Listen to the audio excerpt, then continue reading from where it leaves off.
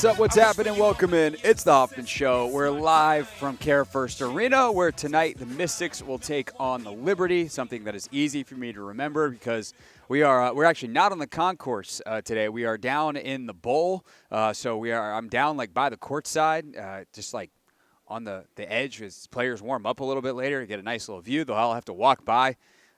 We see if anyone, who knows? Aaliyah Edwards might be like, give me that headset. Then PR would probably come and be very mad at me. But I'm not going to give it to her. But if Aaliyah takes it, who am I to stop her? So we are here at CareFirst Arena. We'll talk a little Mystics with Christy Winters-Scott. But today we are mostly NFL as there is major news both in Command Land and beyond. We'll start quickly with the beyond, and then we will get into the report from Jordan Schultz of Fox Sports that Terry McLaurin is apparently upset with the situation around his contract and how the negotiations are going, and we'll take your calls on it, and we'll all collectively not freak out. But we start, Anthony, with the funniest story. Anthony is back in our DC studio as usual. See, internet, if you're watching on YouTube, there he is. Aaron Rodgers is signing with the Steelers. Oh, my God, I'm so surprised. Yeah, we all knew. Yeah, we all knew this was coming.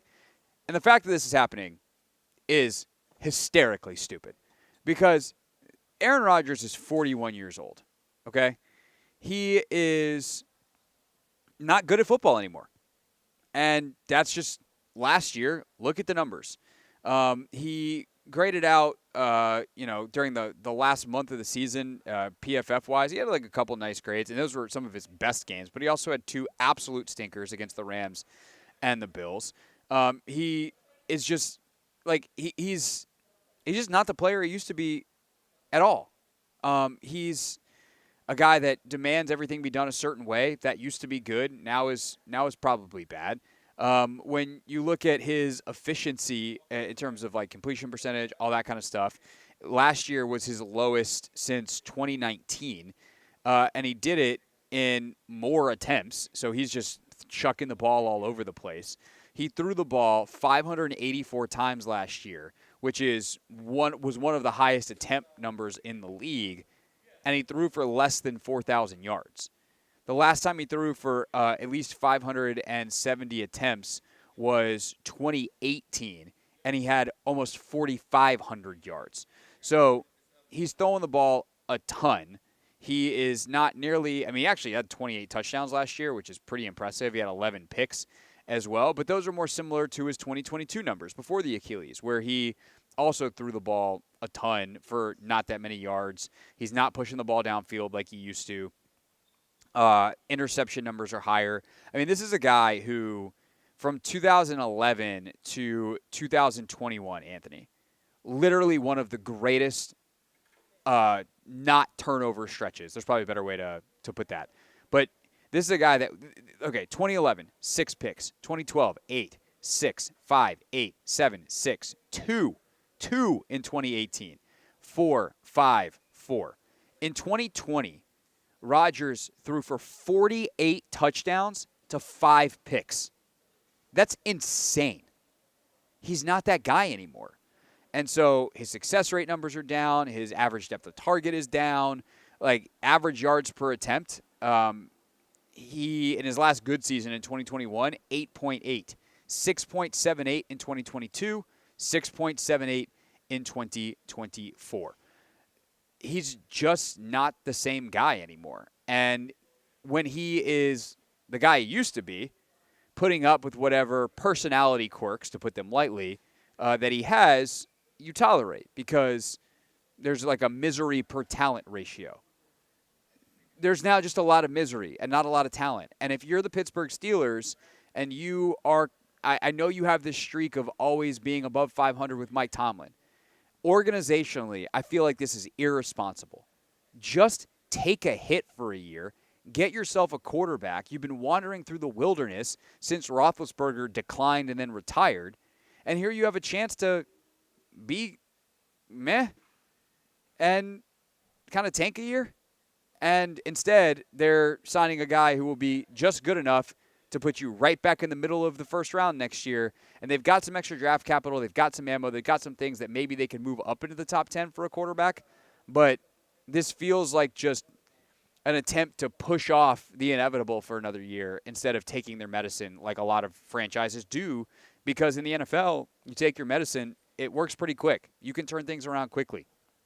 But the Steelers they're too proud of an organization, and Mike Tomlin's too good of a coach. So they're just going to try their best, even if their best has a extremely low ceiling in 2025. Yeah, I hate this for the Steelers. They're in this weird space where they have a really great defense around them, and they don't have the quarterback position figured out. They've been, trying to figure out the last couple of years, and quite frankly haven't been able to. So it does suck. I think this probably is the last year in which they try to, really go for it before it's time for them to, like, come to terms with where the team is and blow it up. TJ Watt, he's in a sort of kind of a contract situation. Cam Hayward's on the back end of his career. Minka's getting up there as well. So I think this is I think with Aaron Rodgers, they feel as though he's the best option that they can, have and use to, be able to chase those championship aspirations that they have. But at the same token, as you just pointed out, Aaron Rodgers isn't that guy anymore. So I would think, they lean heavily on a rushing attack, and then as opposed to, going out there leaning on Aaron Rodgers. But I think, like, where they are with the team, I think they're going to try to, lean on Aaron Rodgers. And I just think that is the wrong choice and wrong course of action. Well, this is kind of the question, right? Are you able to say, Aaron, we're the Steelers. We have a way of doing things. We're going to run the football. We're going to play good defense. We're going to be complimentary. Does Rodgers respect Tomlin enough, as opposed to the coaches that he's tried to walk over or has walked over at the end of Green Bay and in New York, where he's not going to be able to bring in Nathaniel Hackett, and he's not going to get to bring in Devontae or Alan Lazard or Randall Cobb. Like, it's not just Green Bay 2017 all over again, where Rodgers is no longer who he was in 2017, right? Is it because that is not the case? Can you look at him and be like, hey, man, you're going to hand the ball off a lot. We're going to run our offense. I mean, you got Arthur Smith. Like, Arthur Smith is a strong-headed individual with a point of view. I don't think Arthur Smith is going to be psyched to run the Aaron Rodgers offense. You're going to have to work together. There are some elements of what Rodgers does that can be really beneficial to an Arthur Smith offense. I mean, Rodgers is obviously one of the elite mental processors of the last 2 decades in the NFL, one of the greats of all time in that capacity. And he's a guy, Arthur Smith is a guy who asks his quarterbacks to look over the middle of the field and, like, make the complex reads that are required to do big boy NFL quarterbacking. If Rodgers can do that stuff in limited doses at a high level, maybe the Steelers are, like, maybe this is a good idea. I just don't trust that it's not going to turn into Rodgers checking out of a zillion runs and throwing smoke screens all day, and his average depth of target is negative a million, and they never push the ball down the field, except for the occasional fade route on third down to DK Metcalf, who's going to be losing his mind on the sideline. I'm so mad they traded George Pickens. Because how funny would a locker room with Aaron Rodgers, DK Metcalf, and George Pickens be? Oh, my God, the comedy in that. You think the Giants quarterback room would have been funny. It was going to be funny with Jameis and Russ. Oh, my goodness. But, is there a world where it works? Sure. But I think that what we've seen with Rodgers is mostly you get the Aaron Rodgers experience and everything that comes with it, and there's not a lot of deviating. And that he played well enough last year that probably gets you out of the NFL's basement, and their defense is good enough that maybe you even get a little higher than that. But I also think there's a chance that, like, by the middle of the year, this is the biggest dumpster fire in the NFL because Rodgers doesn't want to play the Steelers' way. The Steelers don't want to play Rodgers' way, and it becomes this force of wills. And Mike Tomlin and Arthur Smith and guys like TJ Watt, Minka Fitzpatrick, Casey Hayward, like the Steelers, are pretty strong-willed. And Aaron Rodgers is somewhere between strong-willed and incredibly hard-headed. So the blow-up potential here is extremely high. The they are annoying everyone potential is extremely high. Is there some way that it works? Sure. Just don't count me in on betting on that to work out. Yeah, I don't know if it works out either. I think Aaron Rodgers, he's been stuck in his ways. Even, all of this, how dramatic, him signing with the Pittsburgh Steelers was. Like, dude, you could have did this 3 months ago, but you want to wait until the last day ahead of, mandatory minicamp to do. It just gives diva, and it's just so Aaron Rodgers. Yeah, it gives diva because he is a diva. Like one of the biggest we've seen in a long time. Speaking of veterans who are missing the voluntary portion of their team's workouts, Terry McLaurin has been out. New report today from Jordan Schultz of Fox Sports that he's quote-unquote upset with how these contract negotiations have gone. Do we believe the report? And if we do, what does it actually mean? Next on the Hoffman Show.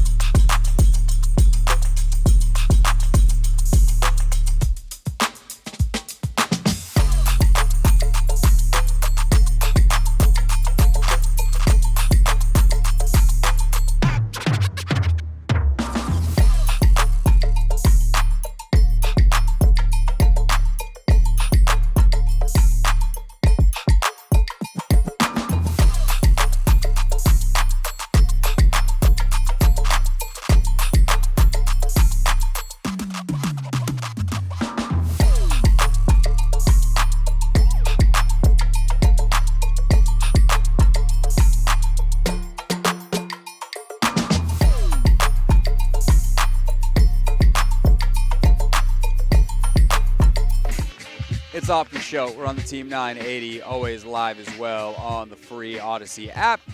We're streaming live on YouTube, too, at the Team 980. We are live at CareFirst Arena, the artist formerly known as ESA, ahead of Mystics and Liberty tonight. You can hear the game 7:30 tip on the Team 980. Megan McPeak, Christy Winters-Scott. Christy joins us coming up at 5 p.m.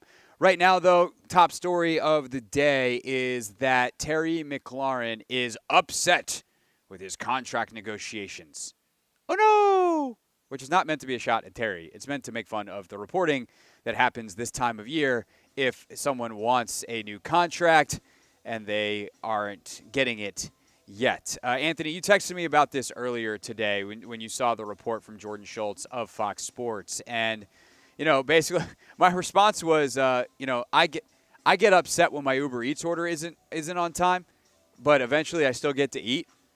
This has no long-term bearing on anything. If Terry doesn't show up for mandatory minicamp next week, is that a quote-unquote problem? It's not ideal, and we can get into the reasons why, but does it make me think that they're not going to get a deal done, or he's going to hold out in training camp, or it's going to affect their regular season in any meaningful way? No. They know who Terry McLaurin is. He knows who they are. He knows the system. He's got a rapport with Jaden. It's not year one. Yeah, it would be great to get some of the route combos with a guy like Debo, and it would be great to have him here. But, this is, once the contract is signed, all hard feelings go away. It's not that big of a deal. That's where I sit on it. That said, I do think this point is important. This is the first big test of the Adam Peters era in terms of a contract extension of this kind, right? Sam Cosmi got an extension last August, I think it was. It was late August, I think, when he got it. And that was a really big message to the locker room to say, it doesn't matter if we drafted you or not. If you do the things that we want, if you become a commander in the way that we're defining a commander, you'll be rewarded. And that's a message that you want to your locker room. And so to the extent that this matters to me and to the upset reporting matters at all, it's not really about Commanders' 2025 season success, because I think they'll get a deal done and things will be fine, and Terry will have plenty of time to make up whatever ground is lost, if any ground has been lost at all on the field. It's just that it's not the best look for the guy that most embodies who you want to be as an organization to not quickly be able to come to terms, which makes me wonder, what the negotiations have been like. Are they lowballing him? Is he asking for something ridiculous? I don't know enough about the details to know why that's happening, but it is something I think, and maybe the only thing that's actually worth flagging in this entire story. Yeah, I'm struggling to understand. I mean, sort of kind of what's taking so long. We know we want Terry to be a commander for a lifetime, and I think he also wants to be a commander for a long time as well. And I guess on the fans part, it is a little frustrating. So I guess we can understand, if this report is so accurate, where Terry's frustrations are. But at the same token, in terms of, the voluntary OTAs, him potentially missing mandatory minicamp, I'm not at all concerned about any of that. Just because, again, Terry, a couple of years ago when it was time for him to, sign his contract, he did the same thing. And guess what? He came back. He finally got the deal done, and he went out there and performed. So I'm not, less confident in Terry, to hold out and not come back, ready to play. I think it's going to work out when it works out. It's exactly what he did last time. And he missed mandatory minicamp last time, and then it didn't really matter. And, again, I think it's not the best look for the front office unless it comes out that, he's asking for something ridiculous. But also, it's the kind of thing that sometimes these reports happen right before, oh, well, deal's done. It'll get done tomorrow. Or it'll get done before mandatory minicamp next week. There's starting to be real deadlines here, right? Because that's the other thing that's changing is the pressure is getting turned up because mandatory minicamp is a real deadline. He doesn't want to participate without a new deal because, God forbid, he gets hurt. And then you're looking at maybe a different kind of deal, especially when you're an older player like Terry is at this point, where this is going to probably be his last big contract. He's going to want to get paid as maximally as he can, and to add in any risk, which is also a little bit silly because, like, he's probably working out on his own, and I don't know how much more elevated the risk is if he's working out on his own. He's not like he's sitting at home and, wrapped in bubble wrap. So how much more elevated is the risk if he's working out on his own versus what he's doing with the team? So that's one part of this that I think is, probably worth mentioning, I guess. But at the end of this, like, again, does it affect 2025? Probably not. Does it affect? Is another player gonna have their contract negotiation directly be like, well, you guys screwed over Terry? No, it just can't become a pattern, and it might make some people go like, what's going on with that? And it really, I guess, does come down to the numbers at the end of the day of maybe Terry wants like a third year guaranteed, and they really don't want to do that because he is going to be on the quote-unquote wrong side of 30. I'm just curious as to why this is happening, and then how is it treated. But ultimately, when Terry gets back in the building, it's going to be like DQ and he are going to have a big old bear hug. He and Jaden are going to dap up. He'll have love all around the locker room. Mikey will make some sly Michigan-Ohio State joke, and then all the Ohio State guys will go yelling at Mikey. Like, it's going to be the same old thing.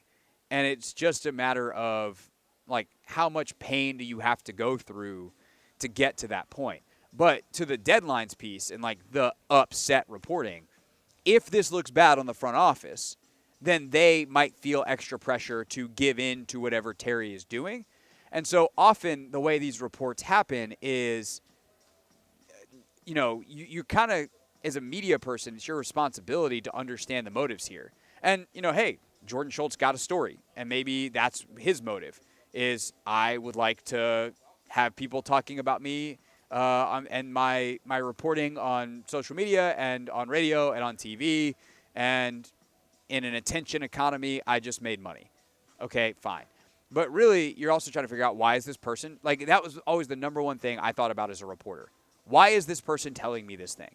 And it might be we have a good relationship, and I've asked a question, they've given me an honest answer because I'm going to be able to do my job better, and that they have no problem with that.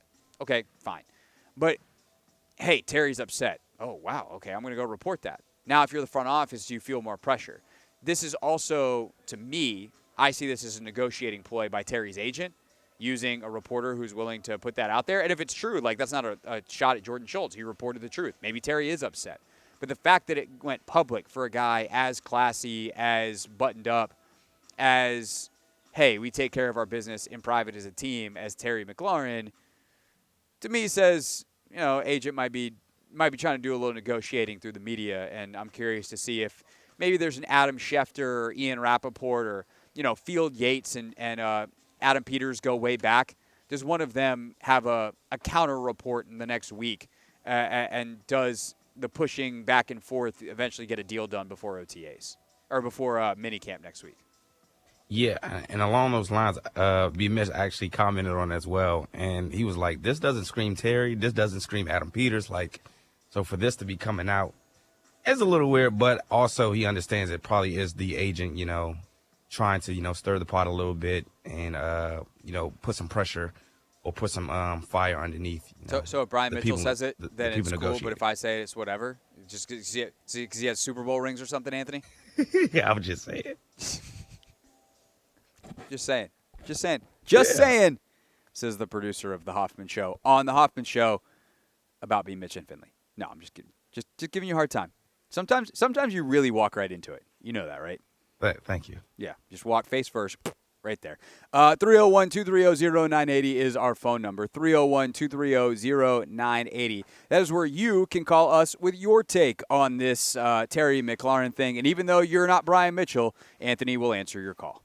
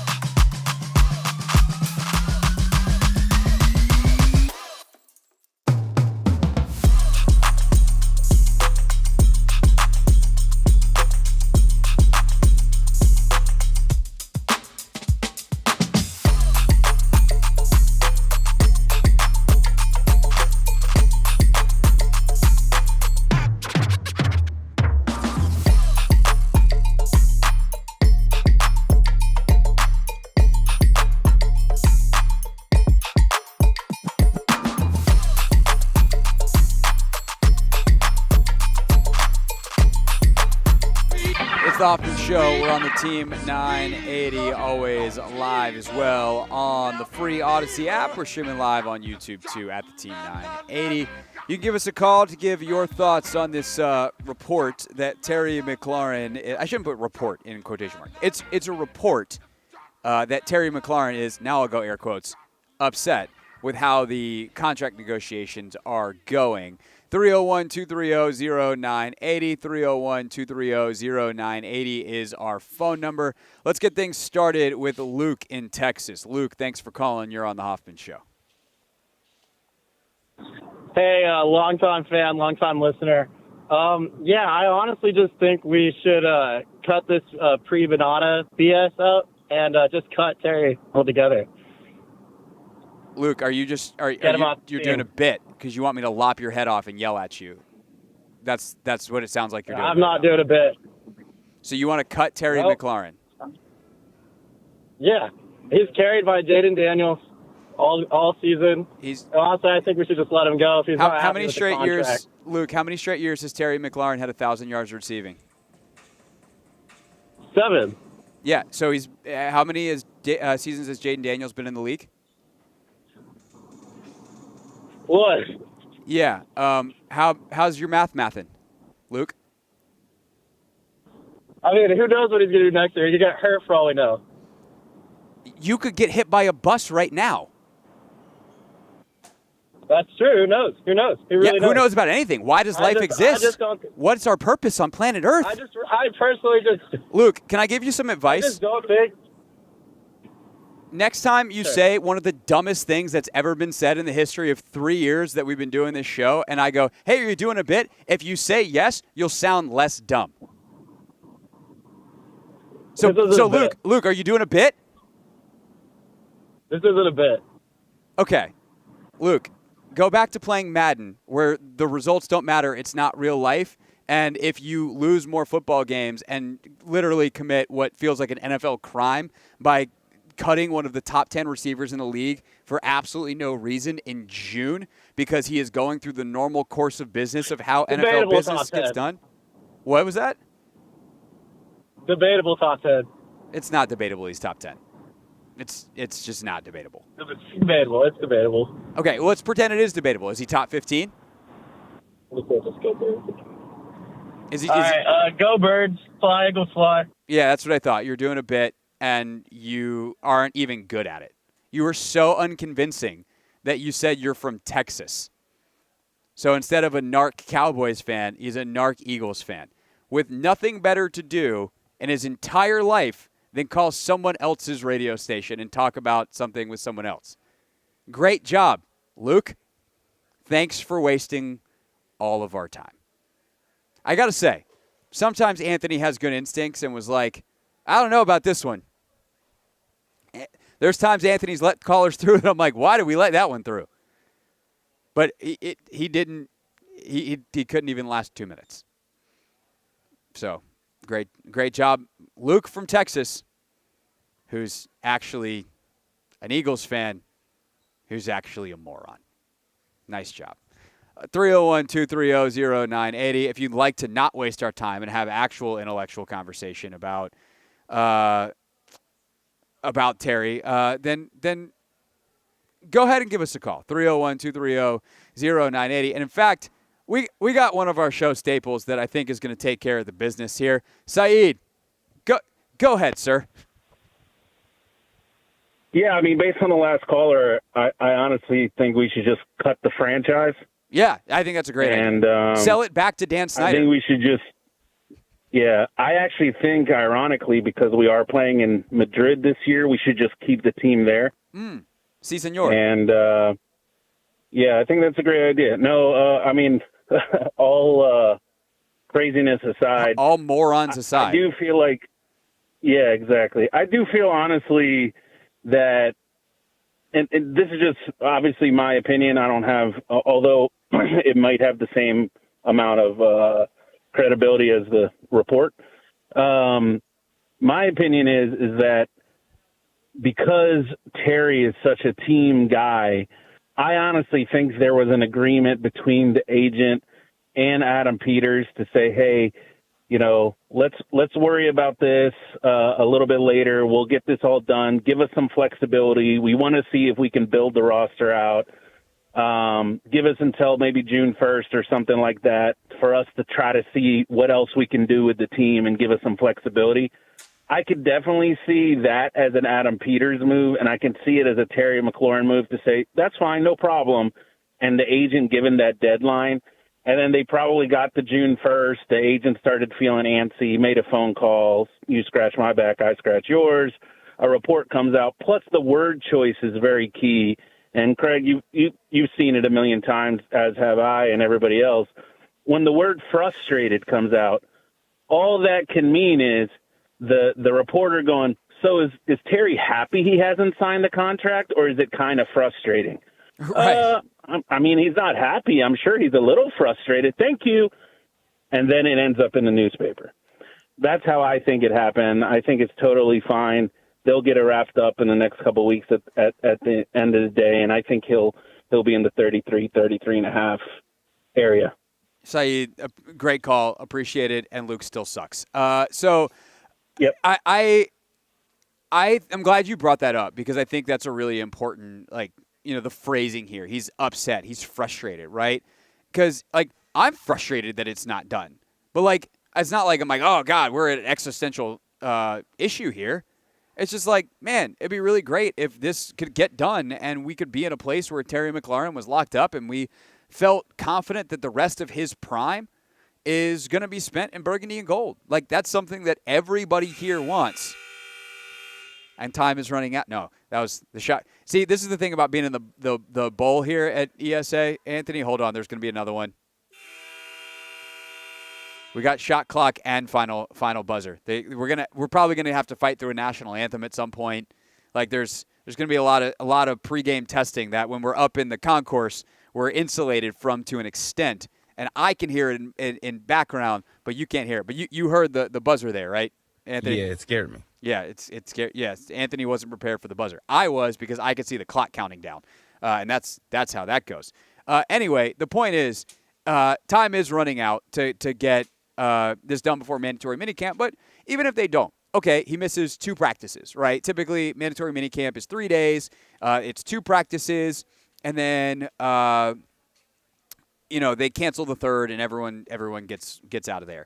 Sometimes they actually do the third. We'll see if they actually do it this year.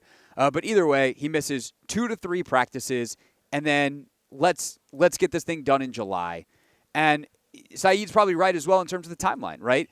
You probably have Terry and his agent being like, we'll get this thing done later on in the summer or later on in the spring after free agency, after the draft. We know exactly how much cap space we're working with, not only for now, but we have an idea for the next couple of years, exactly how much we're working with in case we signed an extra guy or we made a trade. If a guy's got a multi-year deal.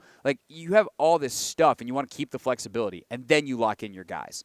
And so this is kind of what we're waiting on right now, is just them to agree on the final numbers. It's the time of year where this stuff is going to get done. If it doesn't happen now, there's a good chance they keep negotiating through July. And then on, maybe the eve of training camp, Terry reports for camp, signs the contract, everybody's happy. Off you go into the 2025 season with a bunch of good vibes. I've seen that happen plenty of times as well. All right, when we get back, more of your calls, 301-230-0980, unless you're an Eagles fan, in which case, actually, I don't want to say that. It feels like that's jinxing something terrible happening. Nobody get hit by a bus. Here's what's trending.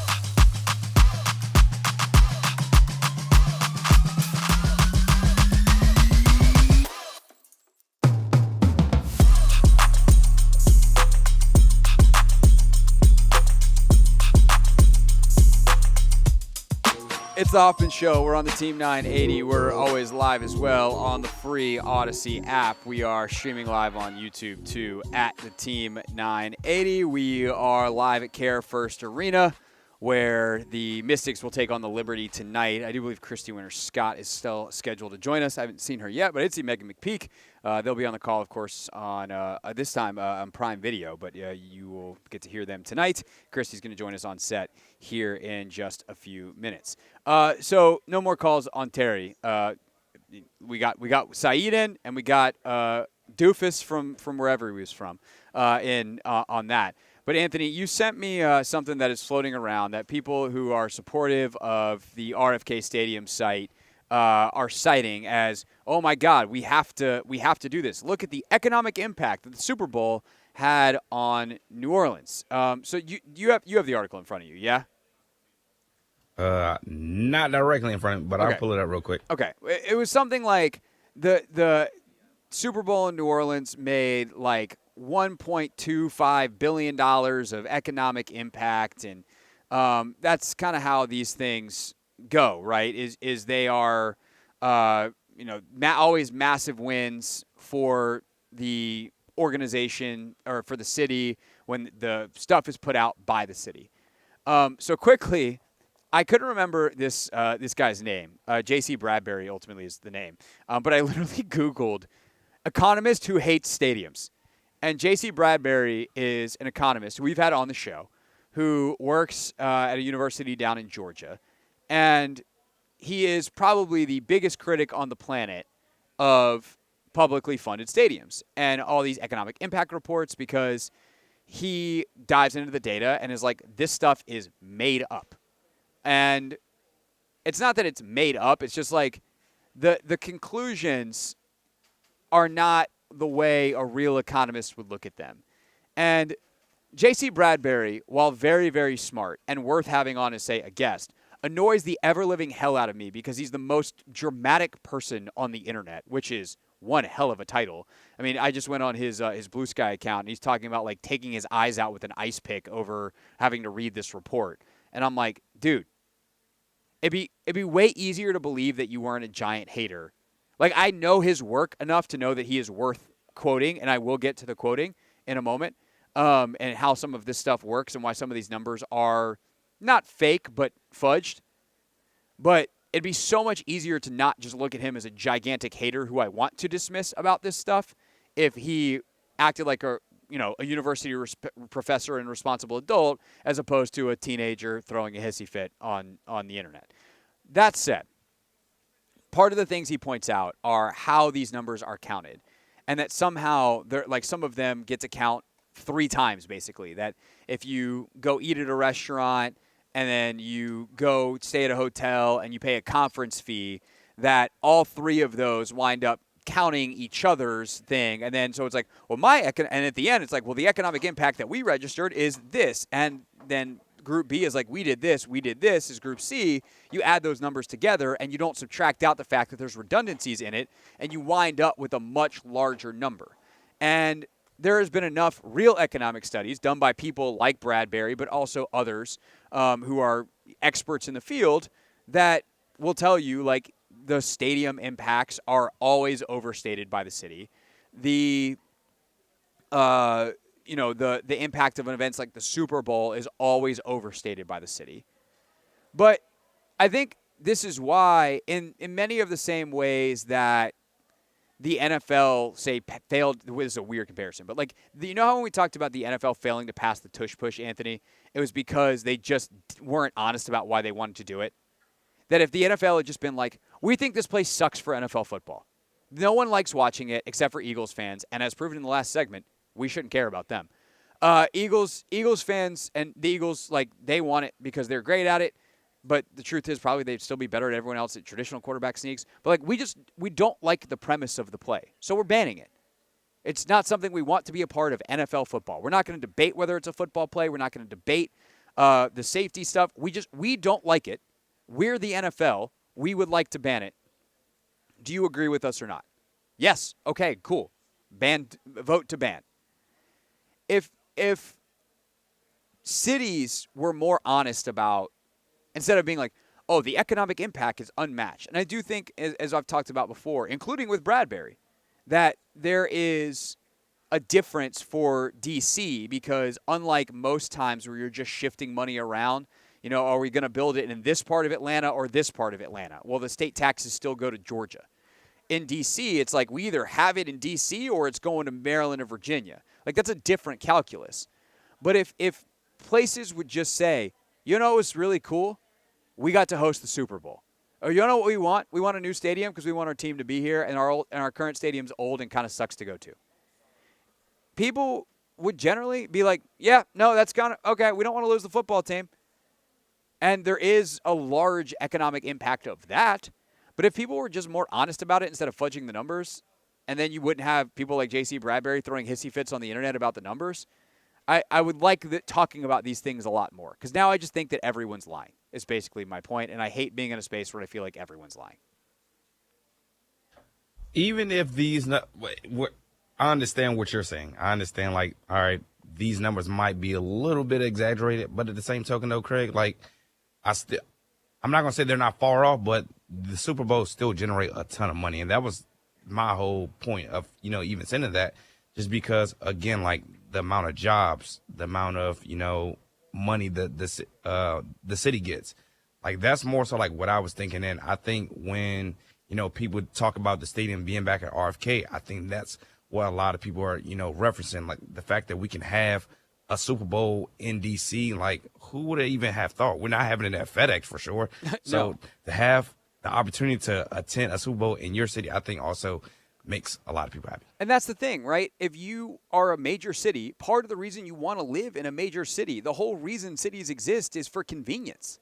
Like, the premise of cities globally, not just in America, the premise is that we are closer together and the things we need are more readily available. Like that. Otherwise, it doesn't matter where you live. If you're just going to live off the land and not care about entertainment and it's going to be you and your cows, then you're like, who cares how far I am from the nearest grocery store? Nevertheless, entertainment venue.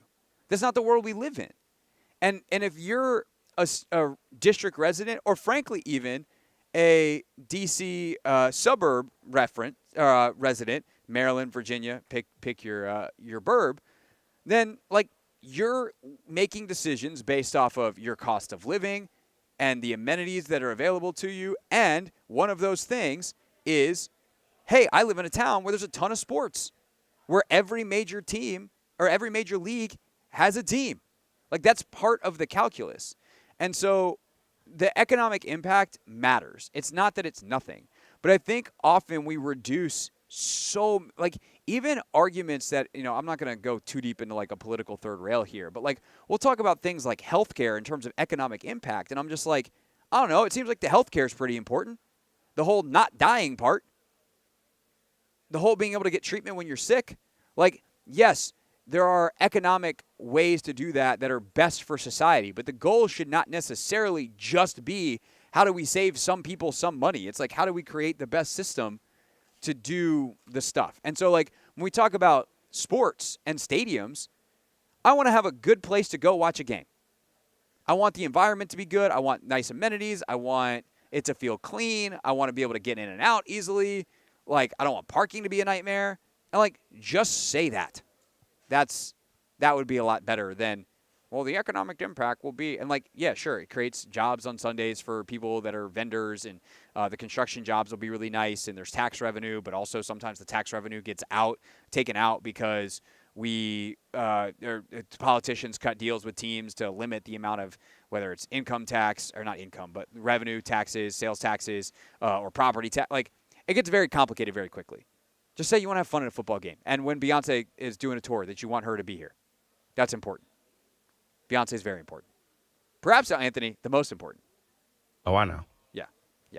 All right, when we get back, Christy Winters-Scott talking some hoops with us. We'll get into the NBA Finals over the next couple of hours as well. But Mystics Liberty tonight. We'll talk about Kiki Iriefin winning Rookie of the Month and what Christy has seen from Kiki so far next here on The Hoffman Show.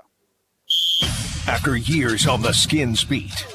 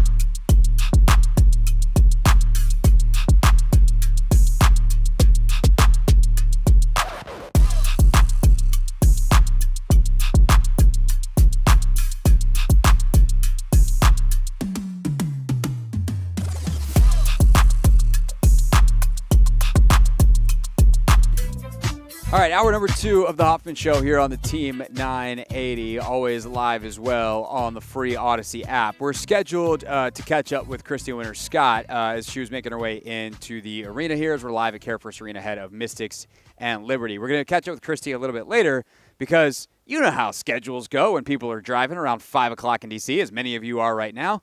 They don't go great. So Christy got caught in a little bit of traffic, and we are going to catch up with her later on in the show. That means right now we get to hear some of the latest episode of Take Command, fresh one, going into your podcast feeds this evening. Logan and I recapping day 2 of the open practices, so phase 3 of OTAs. Including a conversation that we had about Daron Payne and this defensive line. It veered into some secondary talk as well, but Daron was kind of the talk of the press conferences yesterday with Dan Quinn and Joe Witt Jr., so we want to let you hear that part of it here, and that'll be today's edition of Not My Beat. We'll take command for you here on The Hoffman Show. Take Command Podcast, Logan Paulson is there, Craig Hoffman here as we discuss phase 3 of OTAs, the second open practice we saw yesterday, and what was said around it, Logan. And a guy who wound up kind of being the talk of the town yesterday was Daron Payne, with high compliments coming from Dan Quinn and Joe Witt Jr. We can play those for everybody here in a second, but Payne's a guy that is in a very interesting situation, very similar to John Allen last year contractually, where they can basically move on from him for some significant cap savings at the end of the year. Obviously, if he were to play really well, then he's looking for an extension at the end of the year. They have brought in Javon Kinlaw, who plays a similar position, although they go about it differently. Last year, of course, they drafted Johnny Newton, who's a factor in not only Payne, but was kind of drafted as the replacement for John Allen. So very interesting, kind of let's see what Daron Payne does this offseason for Daron Payne. And so far, Dan Quinn has been quite impressed. You know, it's funny that you brought him up, but I walked past him today. I said, man, you've had a remarkable offseason. And I felt that way through the drill work, through the skill. And everyone, you just see something that jumps out differently, that's onto a new space. And I felt that from him coming into this offseason. And I've certainly been impressed by what I've seen so far. In fact, it was like literally today that I said, man, I've really been impressed by the work that you've put in this offseason. And I see it, happening out on the field. Yeah, and it's so funny because I don't really listen to the pressers like when they happen because Joe Witt Jr.'s before, Dan's after, so I listened to most of them today, like kind of when I'm going to run around doing errands. And it was funny. I think I was standing next to you on the hill, and just kind of serendipity. Daron Payne, like he did this thing where it was a keeper or boot. So he's running to the run action, which is to the defensive right. And then he kind of does this big, long pursuit angle and, kind of runs down the quarterback. The quarterback throws the ball. He actually runs down the field. So he started on, I want to say it was like the 50-yard line and finished the play having run to the right, run back to the left, about on the 30, maybe the 25. And, for me, defensive linemen, when they're playing like that, when they're coming out of the stack like that, when they're pursuing to the football like that, that shows a great conditioning. I mean, that's the gold standard. That's what you want everybody to look like. When you're doing evaluations, watching film, breaking through all these guys, like you want to see guys that work like that. And again, he's not taking as many reps as some of the other guys, but it's funny that in one of his 1 reps in practice, like he looked like he's absolutely in tremendous shape. And you forget how athletic he is, right? He looks like he's kind of a linebacker in terms of his ability to run and open it up and accelerate and decelerate. So I think he looks, based on a handful of plays, because they're kind of in the mix there in the middle, because they did actually a couple team periods the other day, and you're watching them an individual, but they're on the way far side of the field. They're doing get-offs and bag drill, but nothing that really jumps out. But to have a couple plays like that flash, made a couple tackles where he's kind of pursuing on runs. Again, like it's one OTA practice, but I'm like, dude looks like he's in shape, and I understand why you would say that. So it was funny that was the Dan Quinn's. Junior told a story yesterday about Payne. That he actually went a little bit too hard for one play. Oh, really? The guy that, to me, he just looks really good. He looks intentful. Daron Payne, man, like every day, this dude is, I'm having to tell him, hey, man, let's calm down. Like I got in trouble with the head coach yesterday because I challenged the D-line and he went after it. And I said, Q, that was my fault. I told him to do. He did exactly what I told him to do. And so I've been really pleased. The walkthroughs, everything that we've asked him to do. And he's a leader. He doesn't talk much at all. all right, but he is leading by example. And this year, you can really see him taking that leadership role and taking it to the next step. So I would say he's been the guy that's just really stood out to me the most from that standpoint. The leadership point on Payne is really interesting to me because I feel like for so long, Allen and Payne were just lumped together, right? Because they came out of Alabama a year apart. They're two of the longest tenure guys on the team. They go back to the Hoffman era, if you will, Logan. Okay, when I was actually on the beat. I was there in the locker room when those guys got drafted way back when. And it's been a long time at this point. So those two guys have always been kind of lumped together, but they're very, very different personalities and very, very different people. John is a guy that is more vocal. And I think John has more of a point of view, if you will, on how things should be done. And that at times conflicted with this staff last year. That's been well documented. That's not breaking news. Said that very tactfully, though. I like that. I look, it is what it is. I think Duran is much more willing to be like, tell me what to do. I'm gonna go do it, and I'm gonna crush someone. And you know, it's again, he's not a super vocal guy. I do think like his ability to interact with us in the media and be a good spokesman for the team, like it's gotten way better throughout his career. Like Duran's a smart guy, and he's an interesting guy to talk to at this stage of his career. But in terms of the mentality that he brings, it does not actually surprise me to hear Joe Witt say that. He's not a guy that's necessarily going to get up in front of the room, and they've got plenty of guys. He doesn't need to do that. But a guy that's like, hey, this is what we were told to do. Let's go do it really hard, and let's cause some havoc. That does feel very much like Duran Payne. And because of that, putting him in a good room with guys who get after it and with pros like Dietrich Wise, like I think that is really, really good for Duran, as opposed to when, you know, the louder influences in the room were some of the loud influences that were here in the past. I'll leave that. How about that for being tactful? Dude, multiple tactful situations there. Yeah, it's interesting. Like, it's always funny. Like, people say, oh, like, you brought up the Madden thing last time we did the show. And I think it's really interesting because, like, a lot of people say, oh, you're a 65 on Madden. Like, you should be a 65 player all the time. But, you know, people, it's an interpersonal thing, right? And so I do think one of the interesting thought experiments that I was talking to Ben Standing about this on the Hill the other day, we were watching practice, is like, do you think, if you ask me, is like, do you think that he feels more confident? Like they've kind of chosen him now that John's out of the building. And part of me is like, yeah, I've seen that happen a bunch where they've kind of moved pieces around. They've kind of made you the tip of the spear, and guys have really stepped into the role. Like I think Dan was talking about that last year with Tyler Biadasz in terms of the signing. He said, you know, like you see signs of it in Dallas when I'm with him, right? But he was never like a crazy vocal leader. He was never this crazy outspoken personality. You kind of thought it might be, but then when you give him the space, like you want the guys that are going to step into that space and take it. And if you think about it, Duran's never had that since he's been here. He's never had that opportunity. Like it's, you know, Chase and Montez and John, and then it's been John the entire time. And then he's here, and he played with John at Alabama, and they obviously had their moments of friction. And so it really makes it difficult for a player to grow. You're always going to be kind of second fiddle to that guy in front of you. So I do think it's an interesting opportunity for Duran.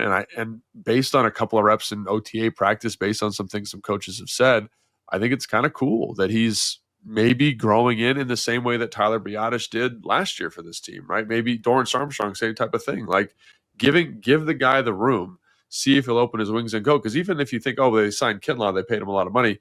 Kinlaw's second to Duran. Johnny Newton's second to Duran right now, right? And so he's the spear. And so what does that room look like? Does it take on his personality a little bit more? Do they get in line a little bit more? So I think it's a really compelling and interesting storyline for the offseason. And, you know, hopefully it allows Duran to be the best version of himself, which would be exactly what this defense needs. Everyone's talking about some of the limitations of the defense in terms of pass rush, but a guy that had, what was that, 13 sacks, 14 it was 11 and a half. 11 and a half. Like that would be pretty impactful on this team. Yeah. The thing about this defense is, and I talked about this on the radio show yesterday, and we've talked about it as well. Like, I am far more scared about the secondary than I am the D-line, because I think the floor is a lot lower in the secondary. But I think also, I'm surprised to hear you say that, actually. Like, the floor is lower. I mean, maybe you're right. I don't know. I haven't really thought there's about like it that way. 10, 11 dudes on the D-line that are like solid NFL football players, like, and possibly better. B minuses, just a ton of B minuses. Yeah, B minuses, C guys, like C or better. Yeah. I have no idea what Marshawn Lattimore is going to be. I have no idea what Mikey is in the slot. Trey Amos is a rookie. Like if it works out, that secondary could be great. If Sanders still, develops into his potential of one of the better slots in the league, if Lattimore regains even 90% of the form he had at his peak, if Amos is just catches onto the NFL as a rookie and is good, like there's a version. And we're going to talk a little bit more about the secondary here in a few, but the depth is also, I was commenting about this yesterday with you on the Hill of like, I think it's funny, by the way, that we're like on the Hill, the DC Sports podcast, but there's a hill. We're not talking about Capitol Hill. This is a hill in Ashburn where we were stuck watching practice yesterday. Not stuck, where we were had the pleasure of watching practice yesterday. Yeah, pleasure. It's good view. And there was one tree that provided some shade, which was nice. But on the Hill yesterday, we were talking about how quickly like Quan's not practicing because he's a little banged up, whatever. It's June, who cares? But like with him not out there. And all of a sudden, it's like, whoa, you get to Percy Butler and Jeremy Reeves as your safeties. If Will Harris is, out or he's, playing down in the box in a 3 safety look, you get Reeves and Butler on the field really fast. I love those two dudes as special teams players. I would like to minimize their snaps as safeties. And I think Butler, they're different caliber players. Yeah, but I think Butler is close. Like I think he's the guy that you would feel kind of good as in that third role that he played last year in that third kind of. But if he's got to start. It's different, sure. It's very different. And like if you pick a D lineman, I'll give you the next guy up and be like, it is a denser group. But when you talk about the ceiling of the D line, right? Like what happens if Johnny takes a leap? And what happens if Duran is like 2022 Duran? And again, he hasn't been far off from that in terms of pressure rate and stuff the whole time. It's just it's finishing the plays at a rate that he did in 2022. What happens if he's even a 9-sack guy and Newton's an 8-sack guy? Like that changes how good this defense is going to be. And we again, I think focus too much on the sacks and the pressures because where this defense needs to improve the most significantly is against the run. And they've set themselves up to do that. And we probably should talk about where Duran fits in as a run player based off what you saw last year and what you see him doing so far in the 4 run plays that we've seen with no pads on. But I do think that it's worth mentioning with him, like, where's the pass rush going to come from? Hopefully it's 94, and he's very capable. And again, like it doesn't need to come. I think you did a great job of alluding kind of some interesting thought experiments there. One of the things they've constructed this room in a way where if he has 7 sacks, which would be great for Duran, and Johnny has 6, and Kinlaw has 6, and then all of a sudden Armstrong has 8 or 9, and then Wise will have 5 because he always has 5. He always has 5, right? Jacob Martin, like we didn't talk about him the other day, but he's had some nice. Again, it's the depth chart of the offensive line lines up for him to look really good, but he's had some nice, quick, clean, like NFL sack wins in practice. Now it's the offseason, it's OTA, so I'm not saying he's going to be that guy, but let's say he's got 6, right? And all of a sudden you're like, okay, Bobby Wagner's got a couple, and then Mikey Sanderson's got a couple, and so you're like, oh, dang. Haven't even mentioned Luvu yet. Yeah, and I do think that that's a really good way of thinking about this group. And so if Duran can kind of spearhead that, with, again, it doesn't need to be a crazy number, 6, 7 sacks, a couple pressures, but spearhead kind of this revisioning of the defense in the sense that we're going to get 8 guys on the defensive line who are going to do exactly what they're supposed to do. They're going to fit the gaps. They're going to sit double teams. They're going to allow Bobby and Frankie to run to the football clean. They're going to allow Mikey from the slot to not have to take on a pulling guard because everyone's fitting and doing what they're supposed to do. I think that's where I get really excited. You talk about the floor, and I think the floor of that group gets me really excited. You know what I mean? It gets me really, really excited for what they're going to be. And I think, again, if they're better on first, second down, we've talked about this a ton. You just alluded to it. If they're better on first, second down, they're going to get more opportunities to rush the passer. And we've seen what Duran can do. That's what Jerzon was good at in college. And I can't wait to watch Kinlaw in obvious passing situations, whether he's rushing at end or whether he's rushing on the interior. That dude's an absolute freak. Now, he struggles a little bit on first, second down, but that's why you bring in Goldman, right? And so you've got all these pieces that seemingly on paper complement each other so well. And I think that's the thing about this group that I say, man, like, I maybe agree with you. I kind of understand your framing of that a little bit better because I look at the secondary and I say to myself, damn, like I think Trey Amos is going to be a baller. Mikey Sanderson was a baller last year. I love Quan. I love Harris. And then it's really what Lattimore is, but like 5 of the 6 guys I just mentioned, I think are going to be good professional football players. But I think what you're talking about is the depth of the group, and the confidence level of the depth is significantly higher with the defensive line, which again, it seems to be maybe we're just talking ourselves into it, raising the floor of the defense the more and more I think about it.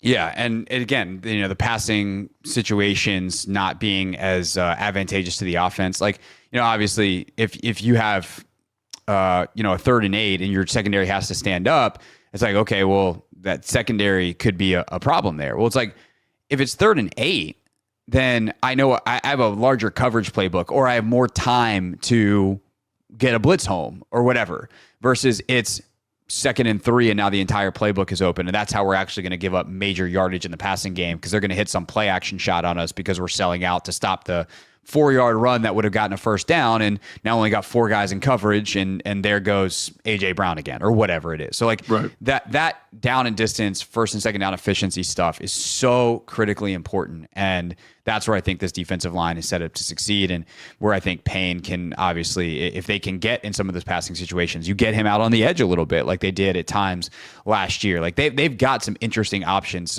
and I'm excited to see what they do. Witt yesterday talked about moving Kinlaw all over the place, so there's definitely a ton of variety that I think we'll see on the defensive line side of it. Let's move on to the secondary though, and some of the skill position guys, because I think there's plenty to talk about there as well. All right, that conversation, if you want to hear the rest of it on the secondary and some thoughts on some of the guys that aren't here, definitely check out the latest edition of Take Command when that drops, which should be in the feed here very shortly. We are live at CareFirst Arena, where somehow, some way, that taped segment, we didn't plan it this way, but Anthony, sometimes life just kind of takes care of itself. The rehearsal of the national anthem just happened here at CareFirst Arena, and it ended 4 seconds before we had to come back live. I think they just knew we had to come back live. That's all it was. We are just #blessed on that front. They're looking out for us. We'll see whose presence blesses us here on the set. Do I say, like, we're still working on trying to get Christy Winters-Scott. She's got to go talk to Sydney Johnson here in a few. And then hopefully we're going to be able to catch up with her, talk a little Mystics Liberty, also get some NBA Finals thoughts from Christy, as that's going on tonight, obviously. So we've done a ton of football today, and we'll do some more next and never read the comments. And then we might have a Mystics player coming by. I don't feel like I want to jinx that, though. I feel like I'm going to hold tight on the who. I feel like that's the wise thing. But we might get a Mystics player here pregame. So, I mean, we're sitting in the freaking tunnel. We can't make it more convenient. So we'll see. We'll see if that happens. The players up when they run by you. No, I don't think that's going to happen. I mean, look, would I put it past? And I'm going to say this player. I'll say again. Would I put it past Aaliyah Edwards to just grab a headset and start talking? No, absolutely not. Is that who we're planning on having? No. Will both Aaliyah and I potentially get in trouble from public or from PR if that happens? Maybe. I'll just be like, it wasn't me. But we'll see. As one of the PR reps runs by and is like, "Why am I going to get you in trouble?" I'm not. I'm innocent. I didn't do you have a the thing. jersey on the table? No, I did not bring. I still need to get her to sign that. But I was about a perfect opportunity. I could have just laid it. I should have just laid it on the table, sitting here waiting for her as she comes out of the tunnel. But I also didn't know we were going to be down here today. I normally we're in the concourse. But with the game being at 7:30 tonight here at CareFirst, the doors are barely going to be open while we're here. But it is always great to be here. Always, great to be able to come to the games, which is part of the motivation why we're here, because we're staying for the game to watch it. Be here in person at CareFirst Arena. 7:30. There are some tickets still available if you do want to make it down and see the defending champion Liberty take on the Sticks tonight. All right, when we get back, though, big topics on the YouTube channel this week. Big debates, big comment sections on just how good is Brian Robinson. Plus, some more thoughts on Marshawn Lattimore, Laramie Tunsil, and Terry McLaurin missing the OTAs. That and never read the comments, because it's, almost Thursday at 5:30, and that's when we do that. Next, here on the Team 980.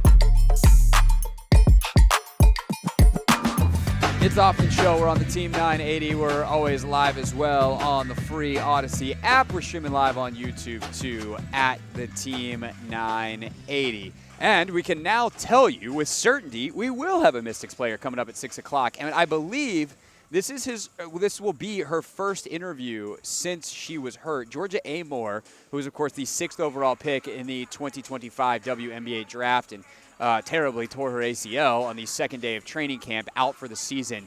We'll check in with Georgia, who's just a delight to talk to, coming up at 6 o'clock. Of course, her fellow rookie, Kiki Iriafen, just won Rookie of the Month in her first month in the W, so we'll talk to Georgia coming up at 6 as we're live here at CareFirst Arena. But it doesn't matter where we are. If it's 5:30 Eastern Time on a Thursday, then we are going to hit you with some comments from the internet. It is time for Never Read the Comments. We tried to warn them. They didn't listen. Yeah! Every week, the Hoffman Show goes into the belly of the beast. We read those comments, baby. Never read the comments. All right, you can watch the show live all 3 hours at the Team 980 on YouTube. Of course, you can also watch the highlights, if you will, at Craig Hoffman on YouTube. So subscribe to both of those places if you'd be ever so kind and you like watching a radio show. But it also provides great fodder in the comments section where we read the best, or at least the most thought-provoking, coming up on Thursdays at 5:30, or at Thursdays at 5:30, not coming up at, because it's Thursday at 5:30. Big topic of the week this week on our page was a segment that Logan and I did going into just how good Brian Robinson is. Robinson, obviously the Commander starting running back the past bunch of years, entering the final year of his contract, and we were trying to suss out, like, is he an average back? Is he above average? Is he below average? How do we decide those things? And Logan and I had a big, long conversation about it. We also talked about Chris Rodriguez in the course of that conversation, if you want to check it out, on Take Command. But R. Charles, 317, gets us started. He goes, if there's one thing I can't stand, it's an uneducated fan who thinks B-Rob isn't an NFL-caliber running back. That's like me going off on the waiter because the food sucked. I think with a better O-line in development, he could actually improve also. If you smell what Adam Peters is cooking. Anthony, would you like to give a full-on The Rock style, if you can smell what Adam Peters is cooking, or would you just want to keep it moving with the analysis in the comments? Would you like me to read this comment in The Rock's voice? I would like you to try. Gotta stand up for this. Oh, hold on. I need to adjust your camera then. I don't even know if it goes up that high. Can I get your face? Oh, there. Hold on. All right. There. That's good. That's good right there. Okay, go. If you smell what Adam Peters is cooking.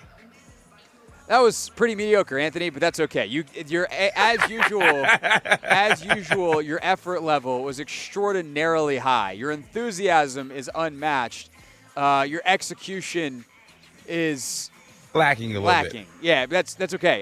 You're put on the spot, and really, honestly, entertainment value-wise, A+, which is what we're after. As for more of the comments on B-Rob, and then some thoughts on where he actually sits as a back in the NFL, Adam Blake, 4534, says, agree. Sounds like excuses for him. Talking about the O-line side of things in response to another comment about him not being that good. Agree. Sounds like excuses for him. At such an affordable position cap-wise, being average doesn't make sense. And those two comments don't feel like they should go together, but the reality is they actually go together perfectly. The thing about running back in the NFL is it is a position that, unless you are elite, it is very dependent on the system in which you play. And I mean that both the schematic system and the ecosystem of the offensive line that is blocking for you. How much threat you have on the outside, and thus what defensive schemes and fronts and coverages and personnel that you face. If you are a team that simply by having, say, a Zach Ertz on the field is going to draw some lighter personnel, that creates blocking mismatches. Where Zach Ertz is not the world's greatest blocker as a tight end. It's never been what he's, a borderline Hall of Famer for.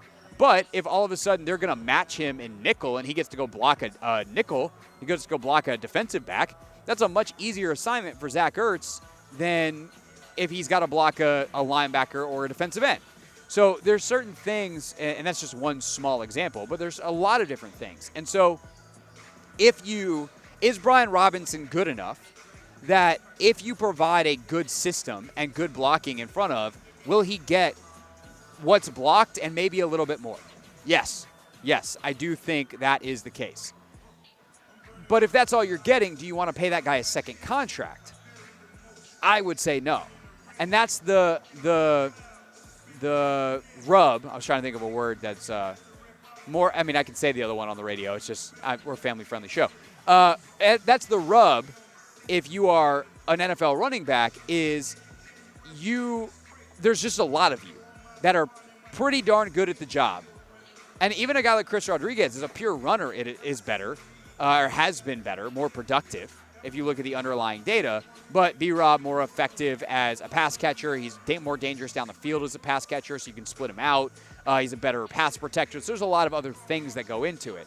But when it comes to just being a runner, there's a ton of guys who can get the job done, and that makes it hard to stand out. And even if you're someone like Saquon Barkley, who is the best of the best, if you don't have the ecosystem, you're not going to help win a ton of football games. See Saquon's career with the Giants. Now, you put him in the right system, and he takes you from a really good team to Super Bowl champions, like the Eagles. But the needle doesn't move equally depending on how good your roster is around, and thus spending extra resources on a running back, unless you have the other stuff in place, is probably not a wise investment. And that's why, despite the fact that those two comments seem diametrically opposed, Anthony, I actually think they go together, yin and yang, quite well. What would you say is Brian Robinson's best attribute? I think a lot of fans probably don't, or I guess are a little down on B-Rob because he doesn't have like one specific attribute that, separates him, I guess, from other running backs. That's a great question and a great point. Like, because I kind of just think he does everything well. Like, if you give him a wide open hole, like, he'll take it. I mean, he had the run against Tennessee for 40 last year. He's not super explosive, but, like, he reliably is going to get what's blocked. He doesn't get hit for a loss a ton. Like, he's got good but not great vision. He's decisive. That's probably the best. He's probably his best trait is probably his decisiveness. Like, he doesn't dance around in the backfield, but, like, decisiveness can be shifted too far one direction because you also have to be patient as a runner. And at times I think he shows good patience, but he's inconsistent. Like on Brian Robinson's best days, he is powerful, hard to tackle. He is explosive, and maybe not like top end speed, but he'll, get reliably 4 as opposed to getting 2, which is a big deal to be in 2nd and 6 versus 2nd and 8. He has good vision, and he'll see cutback lanes, but like, is he consistently excellent at any of those things? Is he going to create something out of nothing in the way that, Bijan Robinson might? Is he going to force a ton of missed tackles? No. So that's why I think, like, ultimately after this season, unless he's agreeing to, like, a pretty mundane deal, you're almost better off just taking seeing what Krosky Merritt is as a 7th rounder, but maybe even you take someone in the 2nd or 3rd round next year who's on a rookie deal, and it's just cheaper than what you get on a veteran minimum deal. I would agree. A couple more thoughts on Robinson before we move on to some of the other big topics in the comments of the week. Dog Kush 28. I didn't know dogs were interested in that kind of thing. Croy Bethune of the Spirit has a dog named Kush. That's apropos of nothing. I think B-Rob is above average. He's got exceptional strength and good vision. Also doesn't fumble much. The issue last year was that I think he ran more timidly after his fumbles versus Philly and injuries. I think that's accurate, especially on the injuries part. Like, obviously, he was running more timid. He wasn't – like, when you're not super explosive, if you lose a little bit, it is noticeable by a lot. And I think that's what happened at the tail end of last year. Tony Robinson, 8050, says, Craig, people tend to overanalyze everything. Brian Robinson is a good back, but not a lead back. I love how he says they tend to overanalyze everything. He's this, but not that. No, that doesn't go together, but sure. He is a good back, but not a lead back. He will function at a higher level as the second banana if Krosky Merritt can become that lead back. There's a place for Brian Robinson in the NFL, but not as the lead back on a team contending to win a Super Bowl. Look, he's a good back that should be a part of a rotation. If you're not going to give him 30 carries a game, but if he's getting 15 to 20 and he can wear on defenses, he is a useful player to have at the right value. He's in the last year of his rookie deal, and I think that is kind of where I come down is unless Brian Robinson shows something this year that we have not seen yet, in which case I'd kind of want to know why we haven't seen it yet, I find it hard to believe that they are going to bring him back because paying veteran money for a running back, unless that running back is exceptional or like well above average, is not a wise use of your salary cap space in the NFL. Other big story that got a lot of commentary this week, commentary and comments, was the star players for the Commanders missing OTAs. Laramie Tunsil, Marshawn Lattimore, Terry McLaurin. And we talked about it on this show. We talked about it on Take Command as well. Juan Dixon for MVP says, great commentary on the importance of going to OTAs. I agree that Marshawn and Tunsil have clearly defined roles and expectations that don't rely heavily on what their teammates are doing. Left tackle and outside corner operate on an island to a certain extent. Training camp is more than enough for both of those players. That's kind of an interesting comment to me, Anthony, because like left tackle is a position on the offensive line where you get left on an island a lot. You just have to block that guy without help, and like especially if you're someone like Laramie Tunsil, right?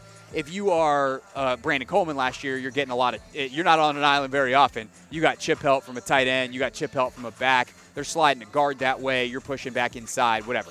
Tunsil, hey man, we signed you or we traded for you so that we don't have to do that stuff. That our running back can go help someone else or get out in a route. Our tight end can just get out in the route, and we can run more complex route concepts with more eligible receivers out in the pattern versus I really hope that this chip help buys us enough time for this three-man route to win.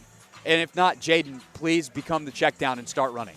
So that is true of that position. And obviously outside corner, if you're in man-to-man coverage, you are on an island by yourself and you gotta bow up and do your job. But those positions also are a part of probably the two groups on the team. I'm trying to think.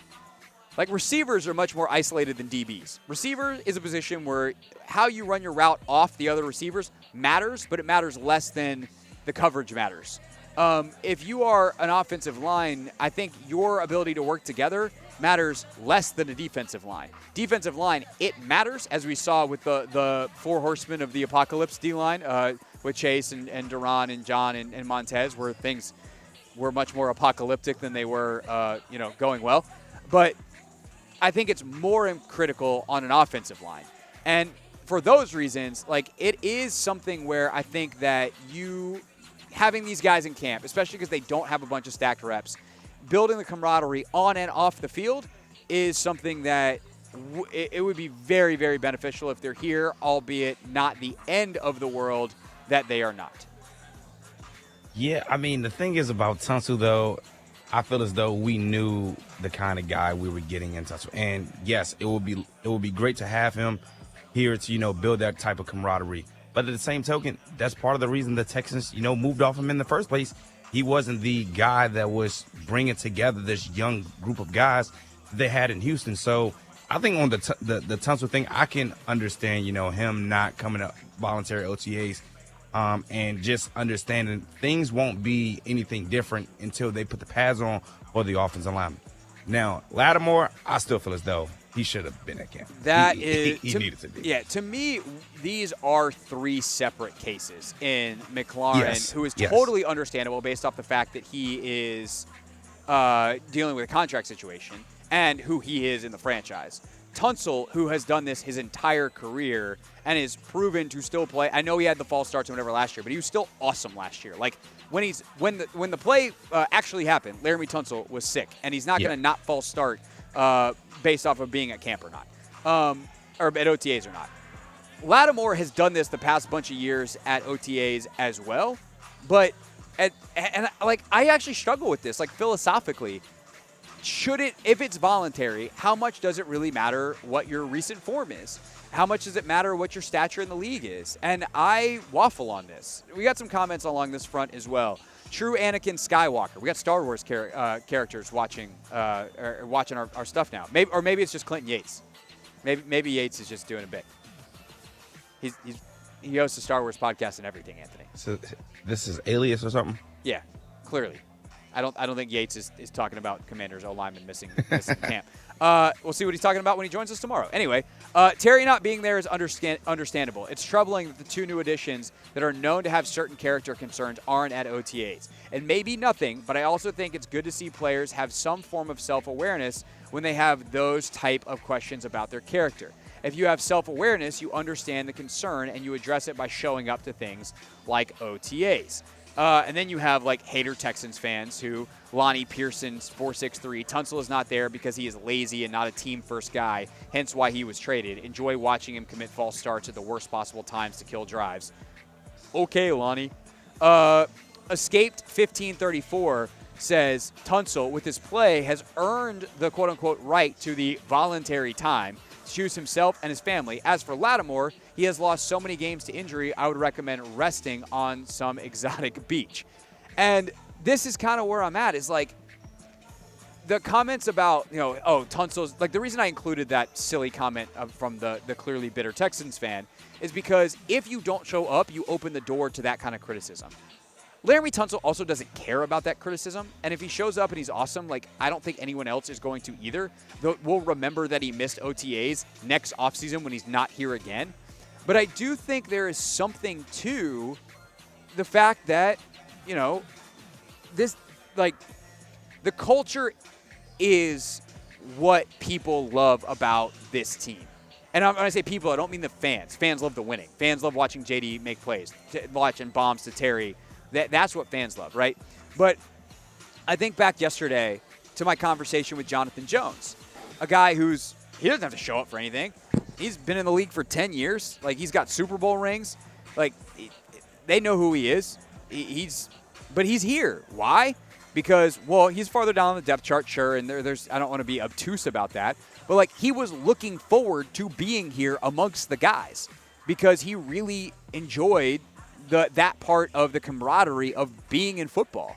And I think that's the thing that kind of, it's not for everyone, right? It's not everyone's favorite thing about playing team sports. Some people like the paycheck or like playing the games, and this is being around 90 other dudes and 100 whatever with staff is a part they tolerate, but they're super introverted, and it's just like, okay, this is what it is, but I need to go and recharge my batteries when I'm out. Or, if you got kids or you just got married or like whatever the reason is, people are entitled to their time, and it is ultimately voluntary.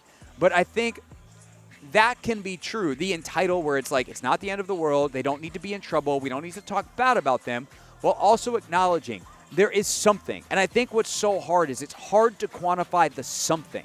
Something is lost when you don't have, especially 3 of your highest paid and best players being in the meetings around the team, able to go with dinner afterwards with the guys where all the bonding happens at this stage of the calendar where that culture is built. And that's the thing I just have a hard time trying to articulate. And frankly, it's not even I have a hard time trying to articulate.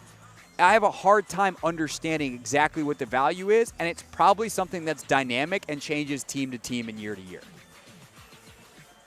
I think with Marshawn, do you ever think, I guess, since we traded for him last year, that he was fully bought into, what Dan Quinn and the staff was already preaching? Because, again, if he did, or he could also be sitting out for contractual reasons as well. We don't know that. We don't. Yeah, he could. I don't think he is, but, like, I guess we'll find out if he misses next week and he's like, yeah. But, I kind of feel like if that was the case, we would have heard from his agent by now. Yes, like, you can't, I mean, I guess you could be like, hey, we're not negotiating in public, but typically you negotiate at least a little bit in public. But that's how these things go. So did he fully – that's a good question because I definitely think there's things he's done that they don't love.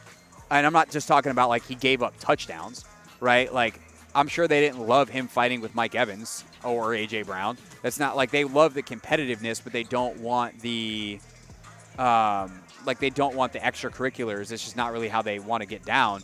They want to be physical, but also within reason. So is he not bought in? I wouldn't go that far. That feels like a bit too much. But at the same time, this is kind of my question with Lattimore, right? Is if you're missing this part of the year where the culture gets set, do you even understand what you're missing? Exactly. And he joined and like you get some of this in training camp for sure. You get some of this, or, as the season goes or whatever.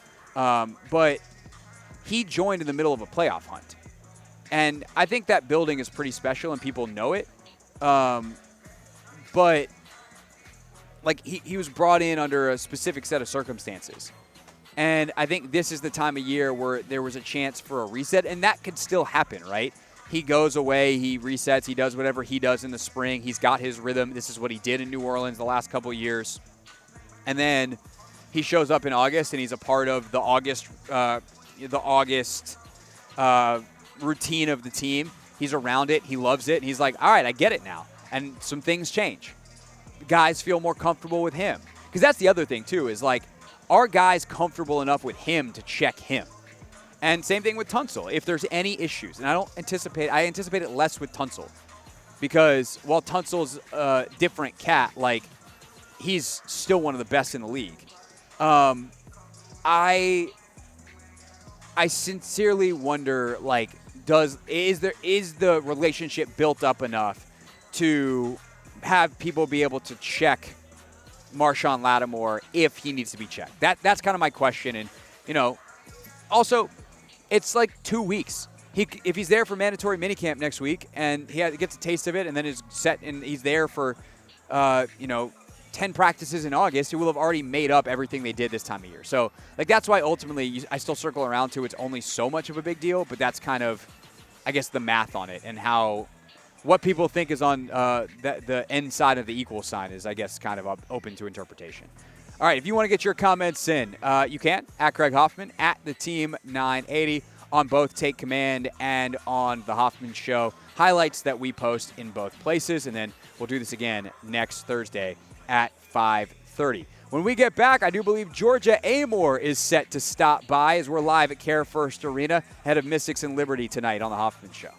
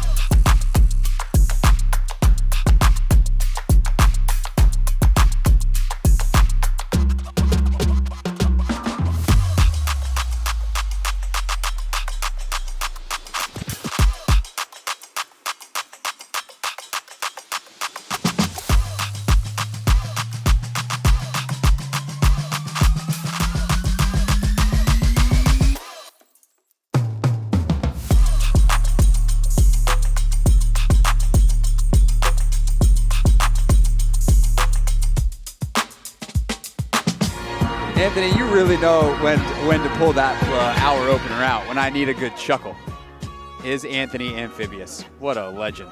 It's the Hoffman Show. We're on the Team 980. We're always live as well on the free Odyssey app. We are live at CareFirst Arena, where we are an hour and a half from tip-off between the Liberty and the Mystics.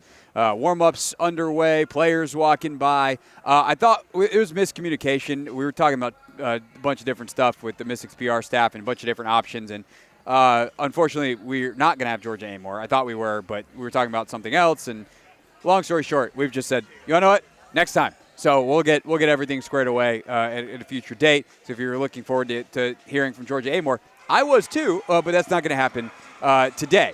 So what we're going to do over the next hour here is preview the NBA Finals, because it starts tonight. We haven't had a chance to talk about it yet, and it's the NBA Finals. Like, this is Zach Lowe does this thing every year on his podcast, Anthony, where he is like, hey, reminder. You know, we talk about all these trades. We talk about all this free agent stuff. We talk about contracts. We talk about all the drama and the behind the scenes and this and who's mad at who. This is why we play the games. The whole point of the NBA's existence is to decide the champion that will be decided in the next 4 to 7 games between the Oklahoma City Thunder and the Indiana Pacers. And from a basketball standpoint, I cannot think of a more fun matchup that between, one team from the East, one team from the West, with the possible exception of if the Celtics had stayed completely healthy. Healthy Porzingis, healthy Jaylen Brown, healthy Jason Tatum. That versus this Oklahoma City team, that would have been really fun. The Cavs would have been fun, but I think Oklahoma City probably runs over Cleveland. And they might run over Indiana. But this Indiana team presents a couple of unique problems and a couple of unique challenges, which is why they found themselves in this spot. They've been one of the best teams in the league since the All-Star break, and I am just beyond excited to watch these two teams go at it. And what I hope is a long series, but we'll see, because Oklahoma City is really, really good. Could be 4 or 5. I'm excited too, man. I'm lost for words right now. That's how giddy I am right now for this finals matchup. But I'm not going to lie, like, when I think about initially when I was thinking about this series, I definitely did think I was looking at a Thunder sweep or a Thunder, in 5. But I got to give the Pacers some respect, and also just like look at who could be difference makers in this finals. And the fact that they don't have like just one single guy that like kills you, they have a plethora of guys.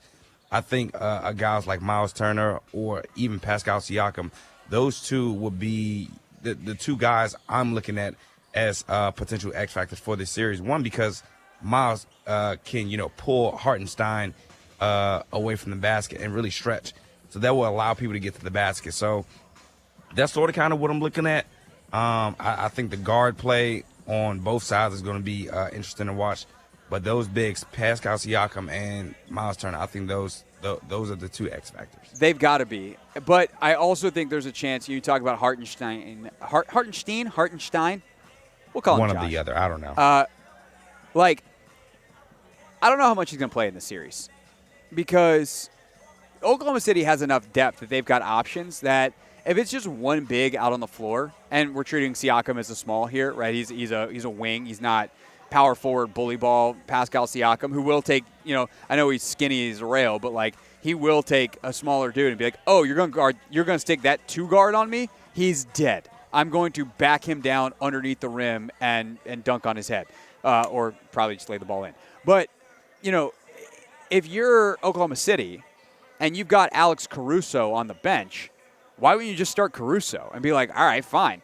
We've got SGA, we got Dort, we got Caruso for all your perimeter guys, and they're all going to be in a mess. And maybe we'll hide SGA on, on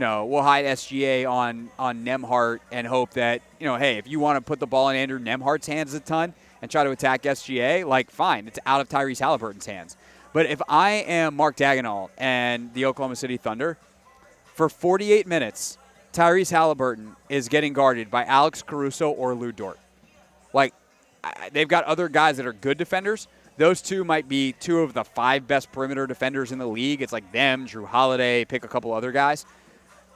I would just make I would make Halliburton's life miserable in the way that Indiana did to Jalen Brunson in the last series.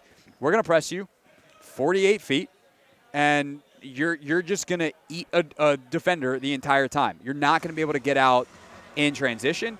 None of this nonsense where you're getting a free run off a made basket and you're getting fast break points off a make.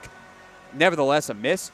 Like, if your job, if you're Lou Dort or Alex Caruso, your job is, even when you're on offense, have some tangential awareness of where Tyrese Halliburton is, and do not let him start a fast break. And that's how I would treat it. Is I would be trying to make sure that while I know the pace is going to be fast, I don't want Halliburton being the one to dictate it. Yeah, but I feel like Rick Carlisle, and again, we talked about this, I think probably Monday, when we found out the Pacers were going to the finals. But Rick Carlisle, like, I think the coaching experience in this series will come into play. And I think Rick Carlisle probably understands what the Thunder are going to try to do to Tyrese. So he's going to probably have Pascal bringing up the ball, Nembhard bringing up the ball, maybe even Nesmith to, combat what the Thunder do best and take some of the stress off of Tyrese Halliburton. But the question I would have in reverse is, like, yes, less stress on Halliburton is good, but is the ball in other people's hands good? Like, that's the rub, to use that term again, is, okay, fine, you're taking the ball out of Tyrese Halliburton's hands because you don't want to get him pressed 94 feet. How do you get the ball back in his hands? And ultimately, the best thing is just him having the ball moving quickly. And so how do you recreate that? And maybe it is moving him off the ball and trying to get him moving off some DHOs, dribble handoffs, trying to get him moving off some pin down screens, trying to get him to move in different places where he can get the ball going downhill and kind of create, let's call it a secondary break type of situation. I think all of that is on the table as possibilities. But this Indiana team, part of what's made them great is they have a distinct point of view. They have distinct, identity pieces. And Tyrese Halliburton getting the ball and going is maybe the strongest identity piece that they have.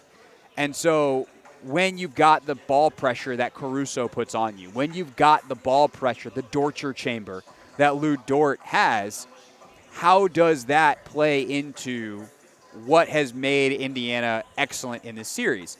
I think the other interesting thing, though, is some of the unique ways that that Oklahoma City plays and makes your life miserable as a defense might not apply for Indiana because I think they've got some unique pieces that can allow them to unlock a defense that basically no one has been able to unlock the entire season. Your thoughts on the NBA Finals, 301-230-0980, 301-230-0980. We're talking about it more next here on The Hoffman Show. But first, the latest from the world of women's sports presented to you by Wawa Chicken. How you want it at Wawa with customizable roasted and crispy chicken sandwiches.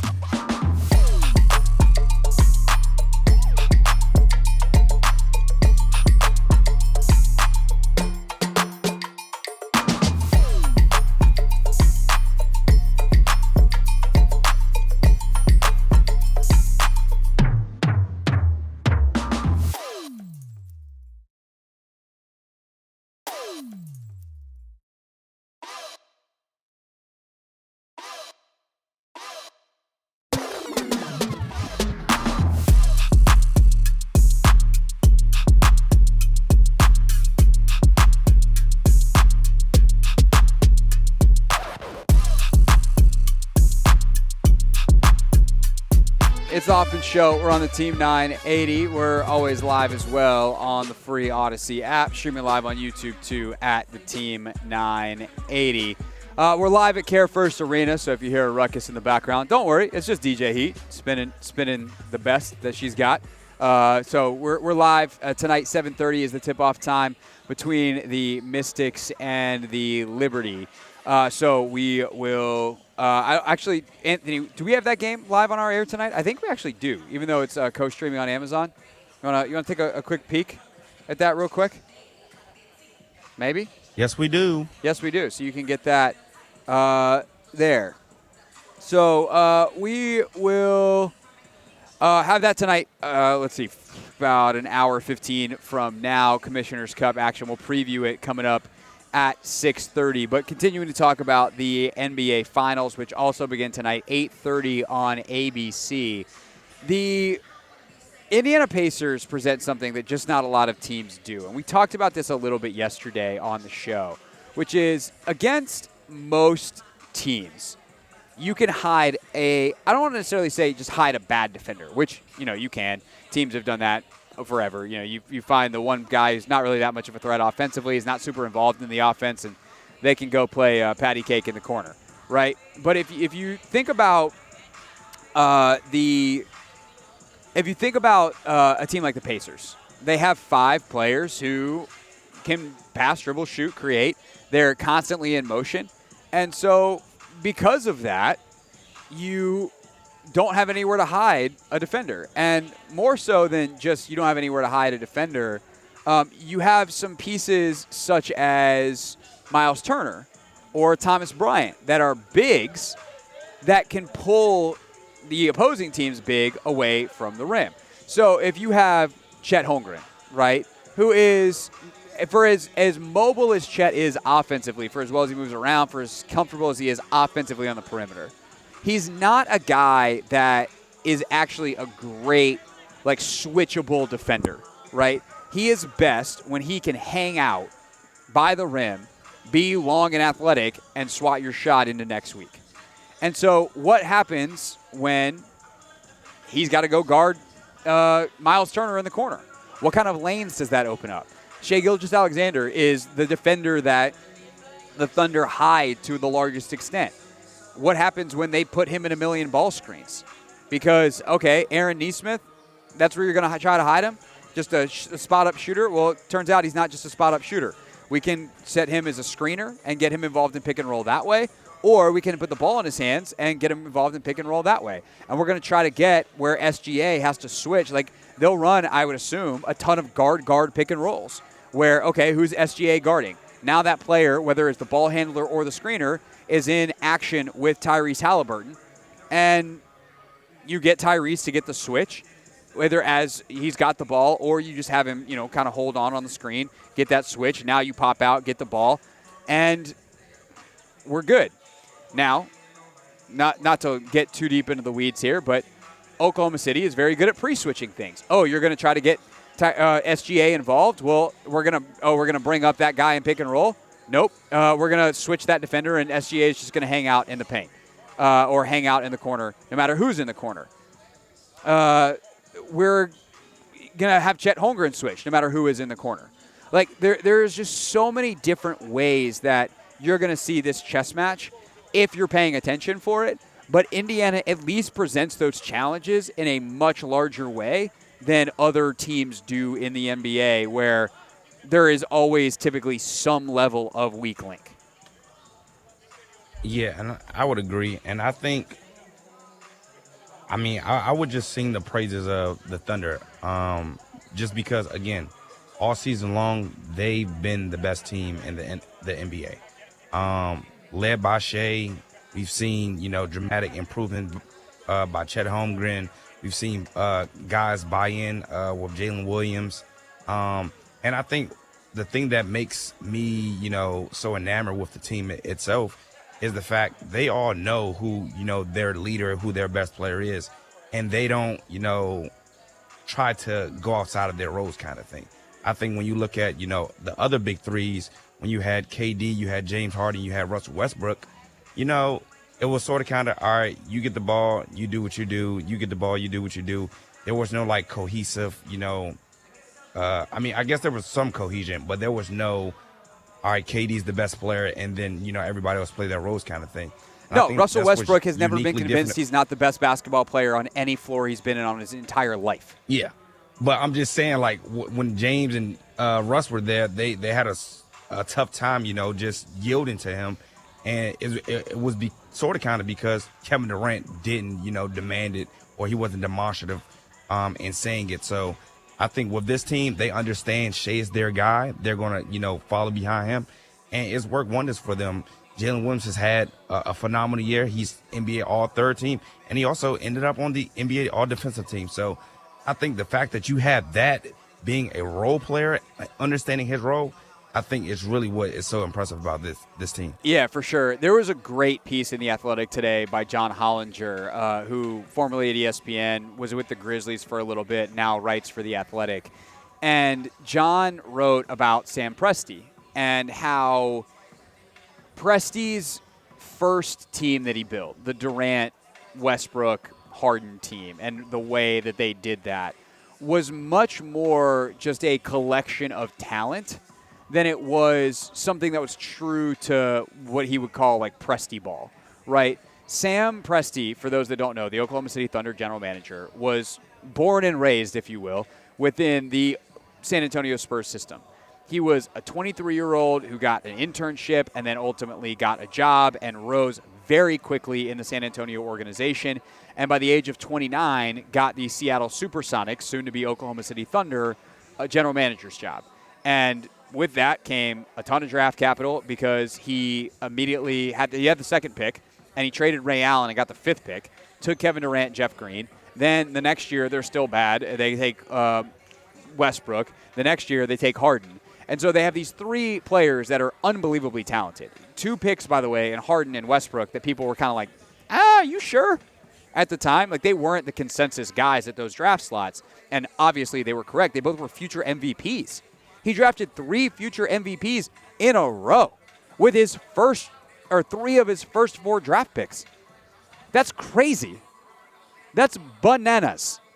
And so that team was so talented that obviously they were going to go far. But this team, which was built on the back of the Westbrook and Paul George trades, this team is built much more in the selfless San Antonio style, where the star has as little ego as you can find in an NBA superstar. And that was an interesting part of Hollinger's piece, on top of the insight into Presti, was Hollinger was still with Memphis, and they had like the 4th pick the year that SGA came out. And so he did a full scouting report on him, and he's like, there hasn't been a player since Tim Duncan who was as like well revered from a character side. Obviously, the Grizzlies should have taken Shea, as should have every other team that passed on Gilgeous-Alexander in terms of what he would become as a player.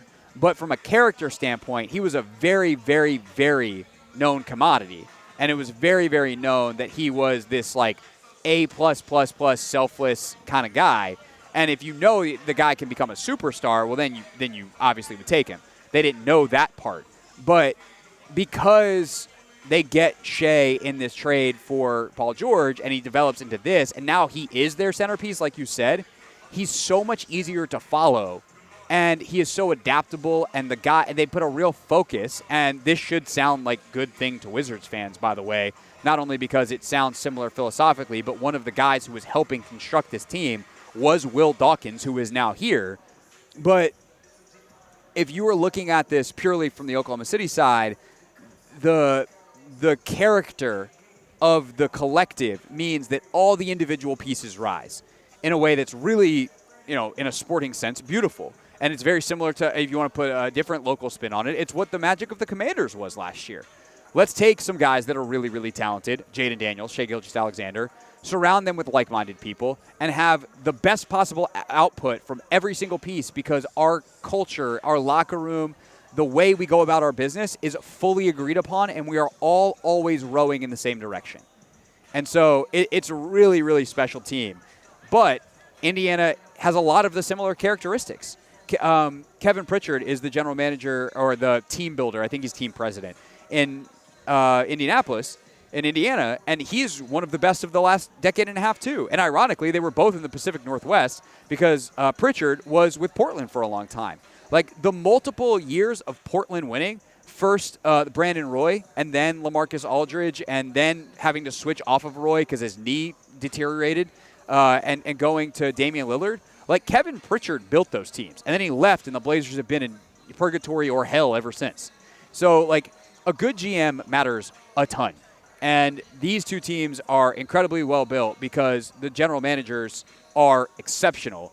And that, I think, is a lesson in this new NBA where it's going to become even more important as a team-building position because of the aprons and the salary cap restrictions. Your scouting becomes really important. And making sure that you get the most and you develop these players, you get the most out of all the pieces. Like, I think this is the new model of the new NBA, even if it's not going to result in some of the dynasties that we've seen. Because, like Hollinger, the one thing I disagreed with in Hollinger's piece is that, this team, this Oklahoma City team, is set up to be dynastic in the way the Spurs were, or even better than the Spurs, the Warriors, because they're so young and they're so good. But those franchises at that time didn't have the team-building restrictions that this one does. Because in 3 years, they're going to have paid Shea the super-duper max. They're going to have to pay Jalen Williams a crazy amount of money. Chet's going to want a max deal. Like, how Presti handles this trio will define the next decade of the Thunder. Remember, the last time he had this much talent with the three of them, he kind of botched the Harden trade. He got like 5 cents on the dollar. So, are they the favorites? Yes. Are they set up? Would I rather be the Thunder than anyone else because they also have a zillion draft picks in the next couple of years? Yes, absolutely. But this is going to put the new team-building stuff to the test, and it's going to be really fun to watch Sam Presti operate through all that.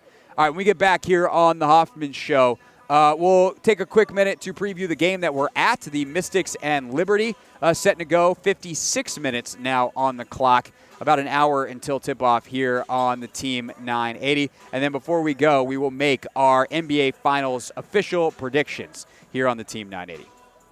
This is Take Command.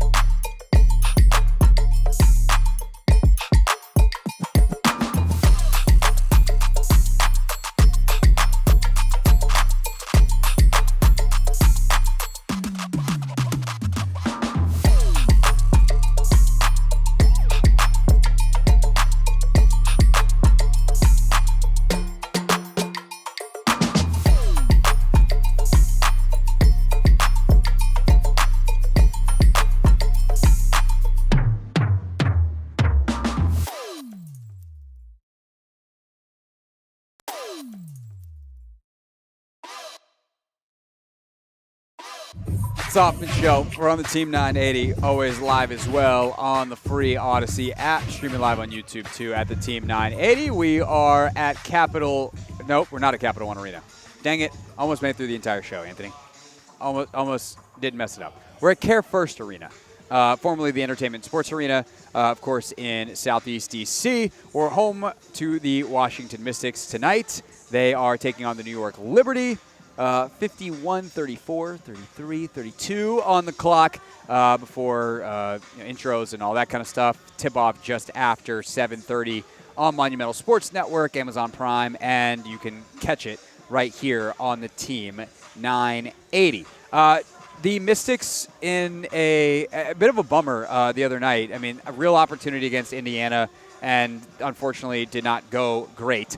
They lost that game as Indiana's been struggling a little bit without Caitlin Clark. They were on a 3-game losing streak that started with the game in Baltimore against the Mystics, but just couldn't hit enough shots, couldn't get enough stops, and that's the bad news. The good news is the pieces of this team that are supposed to be, encouraging are really encouraging. About, what do we say, 12 feet from us right now is Kiki Iriefin, who is signing some autographs on her way in from her warm-up.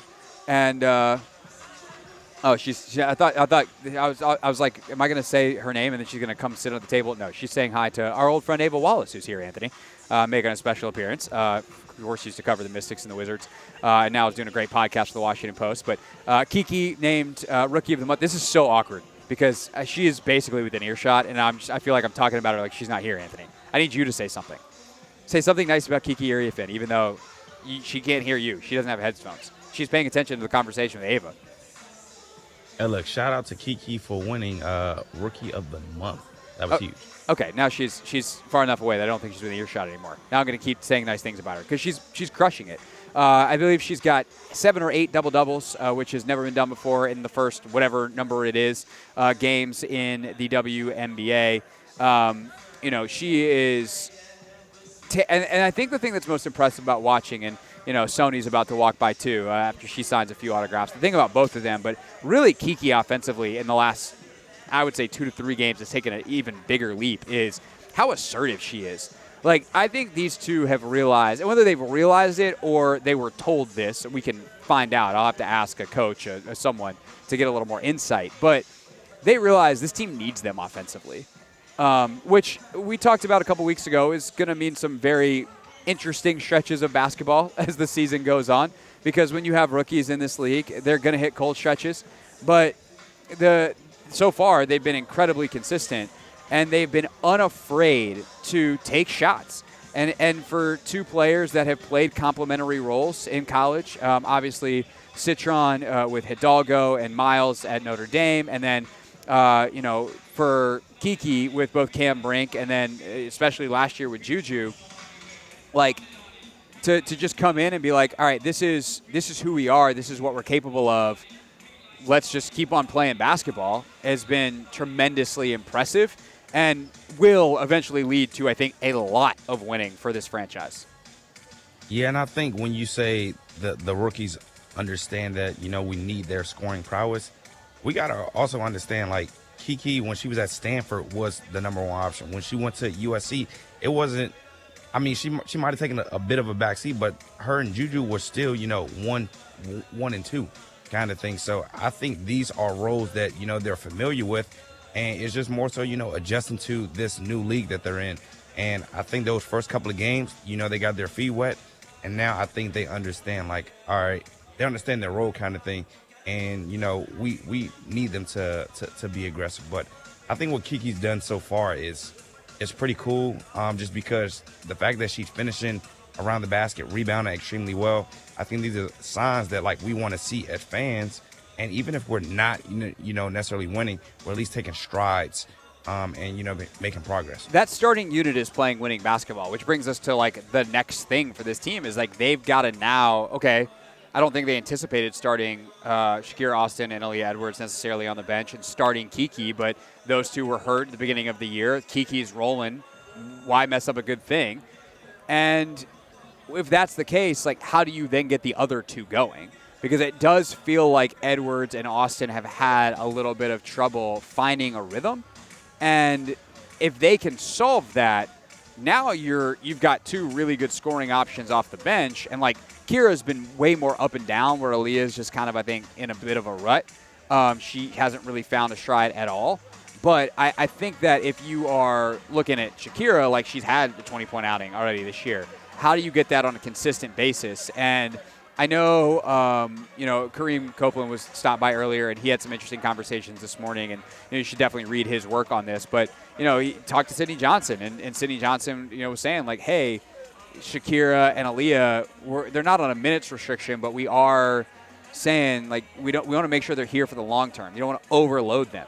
And so how do you balance, we are trying to make sure that we have our best in the back half of the season, with we need to get them going right now because they're we're in it, and these games matter too. I think that's the hard thing if you're Sydney Johnson. That's the hard thing if you're those players who were probably not used to coming off the bench ever in their lives. Maybe Aaliyah did early on in her career at UConn. I'd have to go back and double check, but certainly Shakira probably has never been in a position or a program where she's come off the bench. And so how do you find the rhythm? How do you develop a new routine? Like, these are the things you have to do in this league. And doing them against the New York Liberty is so tough because they are as good as anybody. It's them and the Lynx and then everybody else. And you're just, I'm in the tunnel, Anthony. So, like, everyone's literally walking by me as they go out to warm up. And, like, the size the Liberty have is crazy. Like, Leone Phoebus just walked by. She's a legit 6'2". Like, they are an all off the, like, we talk about in football, like, oh, that dude just won us the game when he got off the bus. The New York Liberty are a bit of an off the bus team, except for they also get on the court and they do real damage too. So, going to be a fun matchup tonight. We'll see if the Mystics, who have played the Liberty already this season and would have played them fairly close had they not missed a bunch of layups, if they can, which something that happens against a bigger team. We'll see what they can give tonight. All right, that game an hour from now here on the Team 980. When we get back, we make our NBA Finals picks, but first a look at what's trending.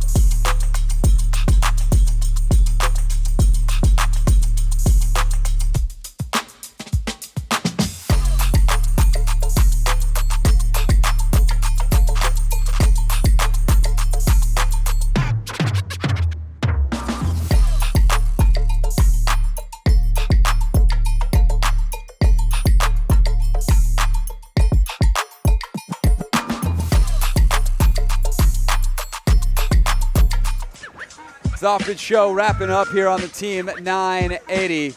Yeah, Ben, get out of the way in the background if you're streaming on YouTube. He's just back there dribbling a basketball, being distracting. Know why Ben is here? Why is Ben here? He's doing the Mystics game. Oh, okay. Well, the Mystics game is here on the Team 980 coming up at 7:30. But that, as much as I am excited, I mean, I'm here. I'm going to be at this one, and I will watch the NBA Finals game back tomorrow. I think it's safe to say, because a championship is going to start to be decided tonight, that's the most important game on the docket. Anthony, it is prediction time. Who you got and why in the NBA Finals? Is it tonight or is it the entire series? Yes. So both? Yes. Who do you got tonight? Right. Who you got in the series?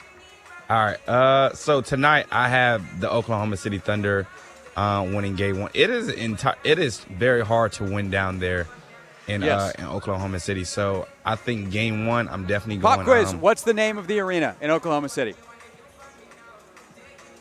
The thing is, the game is up on my TV right now. Oh, Mid-First Brand. No, it's the I believe, unless Google was wrong earlier when I looked, it's the Paycom Center. I didn't know till an hour ago. I've been to that building multiple times, in fact.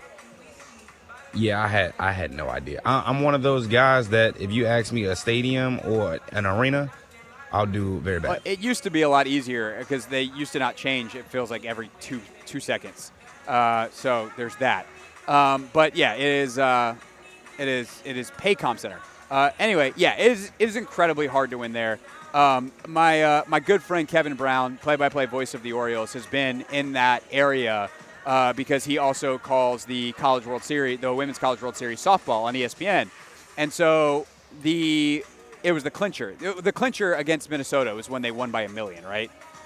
Yeah. Yeah, that game. He actually got to go. He got a ticket. And he was texting me and my buddy Alex, who we have our group chat, which has been mentioned many times on this show. But he's texting the group chat, and it's just like, this is crazy. Like, this is one of the best atmospheres I've ever been in. And Kevin calls college basketball for ESPN as well. So, like, he's been around a lot of really electric basketball arenas. And he's That's what I've heard is compared to college basketball. Well, it is, because the thing about Oklahoma City is Oklahoma City and Norman are like 20 minutes apart. Norman, where the University of Oklahoma is. And it is very much a college sports town. So unlike the more corporate, urban fan base, right? Like, Oklahoma City is a real city. Like, there are skyscrapers and the whole deal. Like, when they do the shots that you see with the skyscrapers, those aren't fake. It's a real city. But it's the 47th biggest city in America. It is not a town of industry and banking or whatever. Like, even a Charlotte is a banking city. New York City is an everything city. D.C. is an everything city. Chicago, L.A. So, like, the smaller you get, the more small town it's going to feel. Indiana's got similar. Like, Indiana's a pretty big city relative to Oklahoma City, but it's not New York. It's like Indianapolis and Oklahoma City are more similar than Indianapolis and L.A., and I don't just mean, like, stylistically. I mean in size and scope. And so in Oklahoma City, this incredibly unique market that probably, frankly, shouldn't have a basketball team, but that goes back to the fact that David Stern basically let Clay Bennett, the owner of the Thunder, steal the Supersonics. That was ridiculous. But they have handled it very well. They provide incredible support, and it is very college because most of those fans' favorite team is the Oklahoma Sooners, and they follow it. And it's not split between other, pro teams either. There's no NFL team. There's no MLB team. There is a AAA baseball team there. I don't know why I know so much about Oklahoma City, but there is a AAA baseball team there. And so the fervor is very, very, very college sports. And they have the matching T-shirts and just the whole thing. It is loud. It is hard to play there. Indiana, if they're going to win the series, has to win a game there, and it has to be one of the first two. I mean, I guess it doesn't have to be. But if they come out of this first two with it 1-1, they go home with a shot. If it's 2-0 and you got to now beat them 4 out of 5, and they lost like 14 games all year, good luck, bro. Like, it's just too tall of a task. So I don't know whether it's tonight where they steal a game 1 in the same way that they stole one in New York. Obviously, they stole both in New York in that series. But they've got to get one of the two.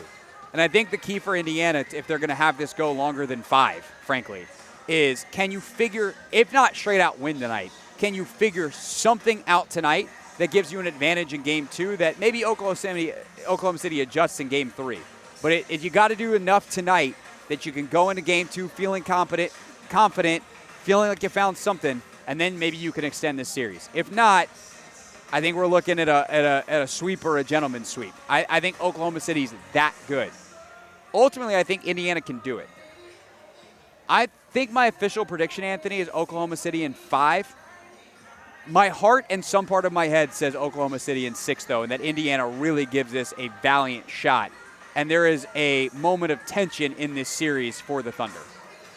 Yeah, I think I'm going to go OKC 6. I was leaning heavily with 4-5, but I respect the Pacers, man. I have so much respect for them. I'm secretly rooting for them. I kind of think when the ball goes up tonight, I'll be rooting for the Pacers. But part of that is I'm rooting for the Pacers so that we get a longer series, but I want Oklahoma City to win at the end, right? It's not that I actually want the Pacers to win the series. I just want them to – I don't want to sweep. I'm not ready for the NBA season to be over. Yeah, me either, man. If for no other reason, then what are we going to talk about? Baseball. Incorrect. It's time for real things, real people said into real microphones.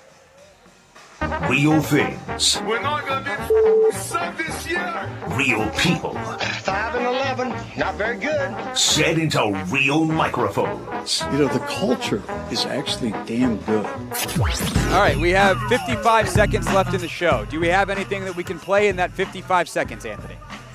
Let me check the other photo because what we currently have now. We have things that are too long. Well darn. We spent too much time talking about real sports that our silly little segment at the end of our show is just going to be me talking and killing time. We didn't have anything that short enough. Awesome. I mean, we could play the Tyrese Halliburton thing from yesterday again. That's like 7 seconds long. All right, give me 2 seconds. Here is Tyrese Halliburton after winning the Eastern Conference Finals. You heard it yesterday, but one more time. You know what it is. Stephen A., Salome, have it your way. Pacers is sick. The have it your way is too funny. It's just Burger King slogan. Why not? All right, that's our show. We'll recap Game 1 tomorrow here on the Team 980. The Team